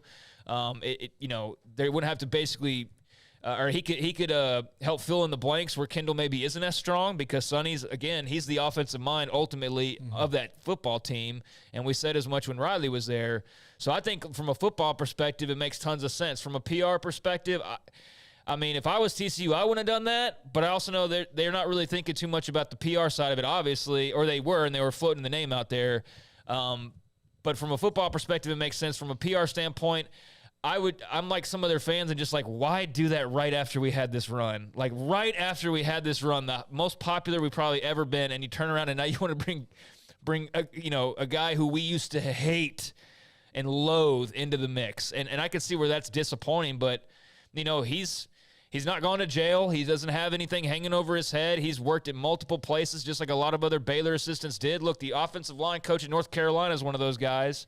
You know, 3 guys potentially on TCU's roster. Texas has had some of those guys. Jeff Lebby's at Oklahoma. Like, where are we supposed to put their foot down, right? Why now? It's because of his last name, and that's simply why. But it is a little bit hypocritical, I think, on the part of some fans who were probably saying one thing a few years ago and are now suddenly like, everyone deserves a second chance. You know, that whole drill, because it's your team that stands to benefit from it. I hate that hypocrisy, and there's definitely some of it out there. But, again, I mean, I don't see what prohibits them from doing it outside of just a few angry people on Twitter, because he's been coaching this entire time. He's been at FAU. He's been at Arkansas. I mean, he's been around. His 5th job. Yeah. I mean, so from that standpoint, I don't, like I said on Twitter, like, this is not at all surprising. I said that because it's coaching, because these guys eventually overlap and they eventually end up where you never thought that they would end up. And Sonny's a smart guy who knows offense. And so who would better fit the bill? I'm sure there's probably other candidates that people could think of, but who's realistic, who could help the way that he needs them to help and do the things that he needs to do? I think Kendall's a great hire, you know, especially because he'll have that oversight of Sonny's offensive mind. But I can understand from certain TCU fans' perspective of like, this feels a little dirty just because of how it was years and years ago.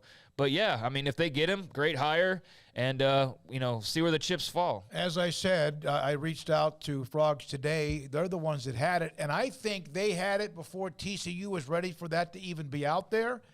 And because I asked the question, do you think they floated the balloon to see if it would get popped? No, we had it earlier than they thought. And now it appears as if, just like on many other things, Art, again, this is his 5th opportunity since Baylor with Kendall, but the blowback has been numerous and often and a lot. And the question is that what do the big money donors want? What about others involved. Bottom line is, if he's hired at TCU, fine, good for him. If he's not, that's fine too. They'll find somebody else, and maybe that would be Seth Luttrell, the former head coach at North Texas. I do think it's weird considering he just re-upped with Arkansas. Yeah. I mean, he's flirted with, or allegedly flirted with Mississippi State, re-signs with Arkansas or agrees to terms with Arkansas, and now, like, days later, here comes TCU calling. I get that Garrett Riley got plucked away, and so they had to do something. But I can see where Arkansas fans would be frustrated by, kind of like the Harbaugh thing, a little bit of the song and dance each offseason of, like, is he going to be back? Is he not? But well, that's also a coordinator. He's not locked in for life. You know, it's not like he's the head coach and has to stick around. But I think on the surface, great hire, makes a lot of sense.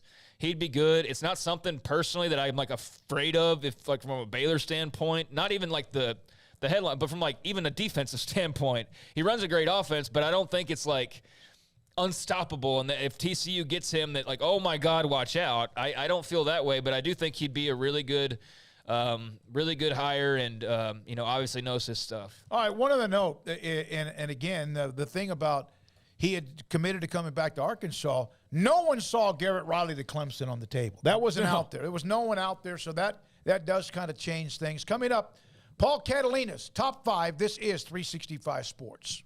Kick off the new year at the Start Something New sales event. Get up to $2,500 in total values and 1.9% for 72 months on the new 2023 Jeep Grand Cherokee Limited with second and third row seating options. The Start Something New sales event is happening now at Allen Samuels in Waco. Howdy, Chet Garner here, professional guide, searching for bears in the wild. But not just any bears, oh no, a particular kind. With hundreds of thousands roaming freely in the wild, yet still hard to spot unless you know the signs. There they are, Baylor bears. If you're a bear enthusiast or even a bear yourself, join me and let's find some bears in the wild. Join the expedition at baylor.edu/alumni. Hi, this is Paul Catalina. I recently got engaged to the love of my life, but the most important thing that I had to do before I popped the question was get that perfect ring. And I know nothing about rings. So I went to the wedding ring store, Boozer's Jewelers on Valley Mills Drive. I knew I needed a custom design, and that's exactly what they do. 9 out of 10 of their engagement rings are designed in-house. The entire process took less than a month, and they were great every step of the way. Great options on financing, excellent selection, and talented designers. My fiance and I get nonstop compliments on the ring. I only deserve credit for doing the smartest thing I could, walking into Boozer's and letting them work their magic. Your one-of-a-kind fiance deserves a one-of-a-kind ring, and that's what you get at Boozer's. Boozer's Jewelers, the wedding ring store on Valley Mills Drive. From the first workout to the last practice, sports is an incredible and rewarding challenge. Hi, this is Dan Ingham with the First National Bank of Central Texas, and we're proud to support each athlete, every parent, and our educators. From families, small businesses, to the biggest industry, we're here to help. With remarkable products like our free First mobile app, we've got banking ideas that fuel big dreams. That's the First National Bank of Central Texas. Familiar faces making local decisions. Member FDIC, Equal Housing Lender. Shorty's Pizza Shack at 12th and Bagby is a homegrown, locally owned pizza place that's out of this world. Everything from the dough, the sauce, the sausage topping is made fresh in-house. Not to mention the amazing pizza pillows, the chicken wings are to die for. Try the Sikkim sauce, chili cheese fries or tots, plus great specials on food and drink every single day. Shorty's is also the perfect spot to watch the game with your friends. Shorty's Pizza Shack at 12th and Bagby. Tell them Paul sent you by. Automatic Chef Canteen is a full-service micro-market vending and office coffee provider with state-of-the-art vending equipment, a wide variety of products, and offering custom-fitted micro-market vending office coffee solutions for your employee break room. You want a full break room solution and a workplace oasis? Well, Automatic Chef Canteen, locally owned and operated for over 50 years in Central Texas, also includes in-house mechanics on call 24/7 for fast, reliable service and maintenance. Automatic Chef Canteen, 6900 Imperial Drive in Waco, or online at automatichefcanteen.com.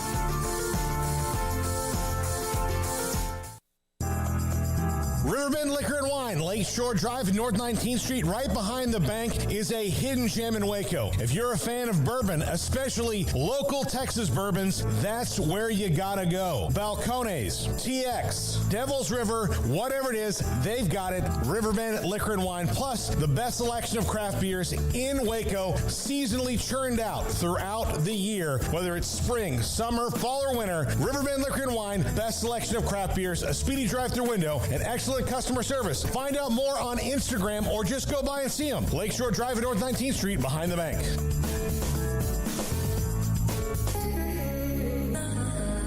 This is Paul Catalina's Top 5 at 5:45. Or is it 5:55? Either way, it's the Top 5. Welcome back. Welcome back, 365 Sports. Paul Catalina, David Smoak, and Craig Smoak. Top 5's the reasons the NCAA needs Congress. Now, when we talked about this last week and we had Dr. Livingstone on, the general feeling of people is, yes, I don't want Congress involved. And that's like, we don't want them involved in anything. The problem is that there's only a few entities we have that are supposed to do some of these things, so we need them involved. Number 5, the NCAA needs to find a way to end the stream of lawsuits because they're not winning them. So they need someone to help make some rules for them that will stop them getting sued and they can move on with their life. Now, I feel no sympathy for them in getting sued, except for the fact that there comes a point where we as a sports watching public and a society need to move forward with, I didn't get my way, let me sue them, and find some common sense ways to govern and rule things so that we can, run a normal day without having to worry about, are you going to get sued? And the NCAA right now doesn't have the wherewithal or the structure to do this, which is one of the reasons they need Congress. Yeah. Yeah. Okay. So let me go to number 4. There'll be much more discussion on some of these. Number 4, the definition of a student athlete needs to be probably legally defined moving forward, because Dr. Livingstone made a good point. If you're going to say that they're employees, then that changes what the relationship is between the institution and the student athlete. So if you're going to sign up to be a student athlete and have NIL opportunities and all these other things, the universities are going to have to provide something, and the student athletes are probably going to have to give up something when it comes to what would be benefited from being an employee. And that is where it's going to get really murky and there'll be a lot of fight on. But someone needs to come up with a legal definition of that and move forward, because right now it's not really legally defined anywhere. More or less in the NCAA, and all the rules around it, like NIL laws and all that, just mention the student athlete based on NCAA standards, and they probably need a legal definition of what that entails. I would still like to know if there's going to be any statistics, if it can keep up with. Remember, you're supposed to continue to progress towards a degree. Yeah. And how in the world is that happening? And I hope it is. But you wonder, how is it happening with players who are transferring and have transferred 2 or 3 times in the last 5 years? I think that's one of the reasons they're changing that rule, is that you're not going to be able to, without penalty, go wherever you want anymore. Like, you can transfer once, and then after that, you're going to have to get a waiver. That's in the waiver process. And then if you don't get a waiver, you sue. But the waiver process they're trying to make harder. But again, to make that harder, they're going to have to define some of these things.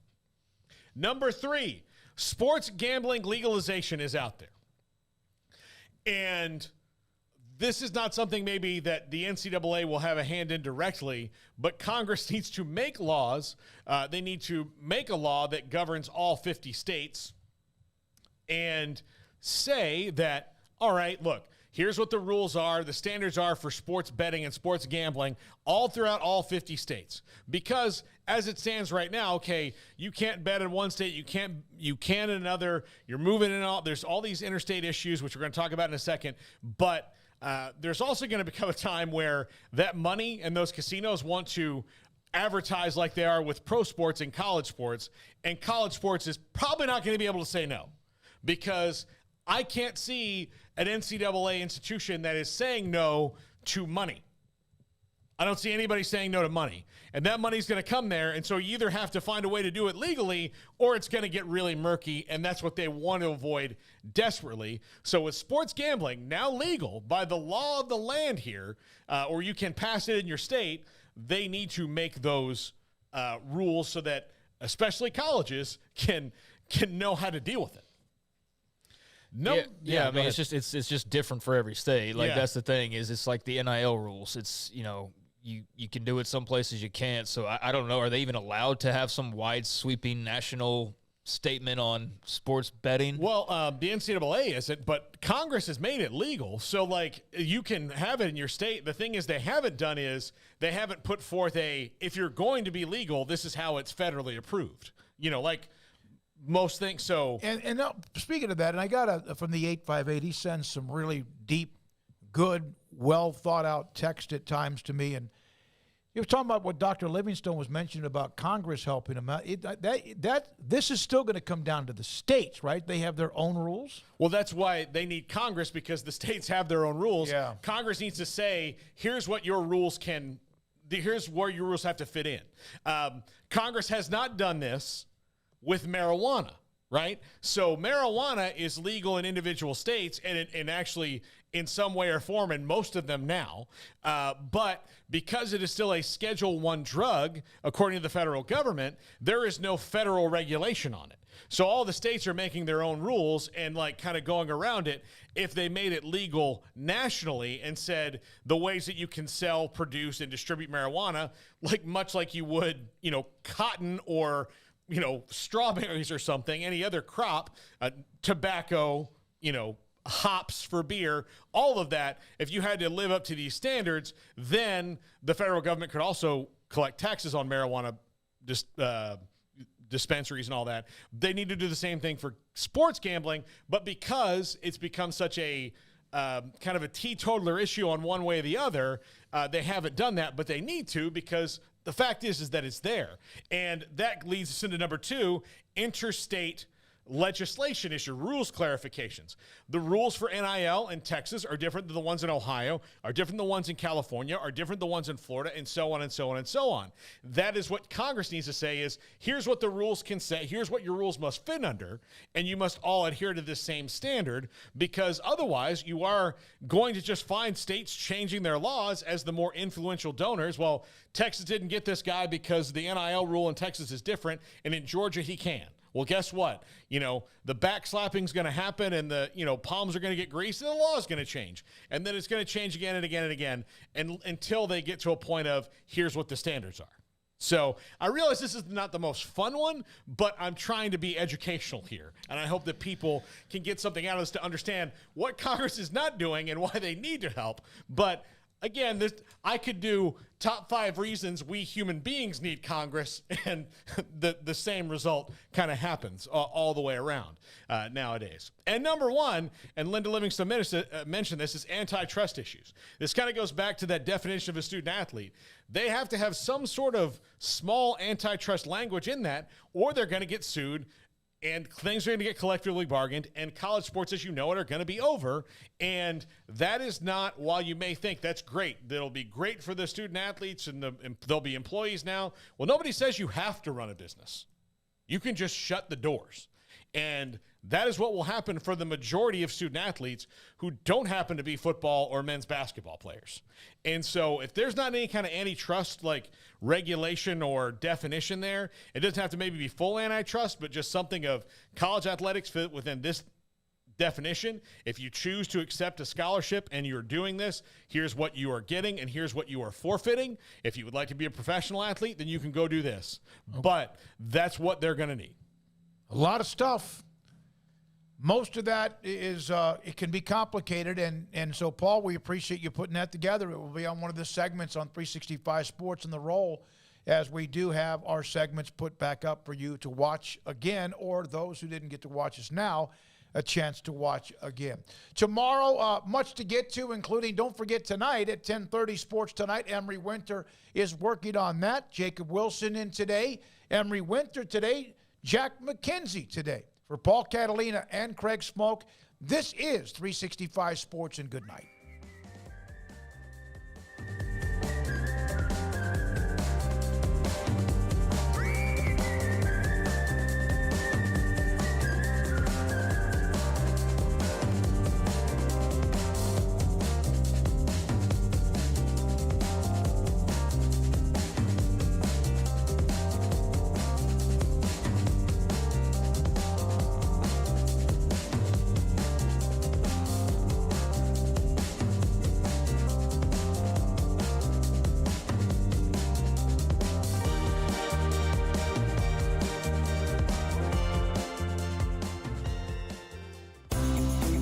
Ideal MRI is a small family business right here in Central Texas. We're open to support you while lowering the cost of healthcare bills. When you need an MRI, ask your doctor for an Ideal MRI. Visit us at idealmri.com or call us at 833-IDEAL-MRI.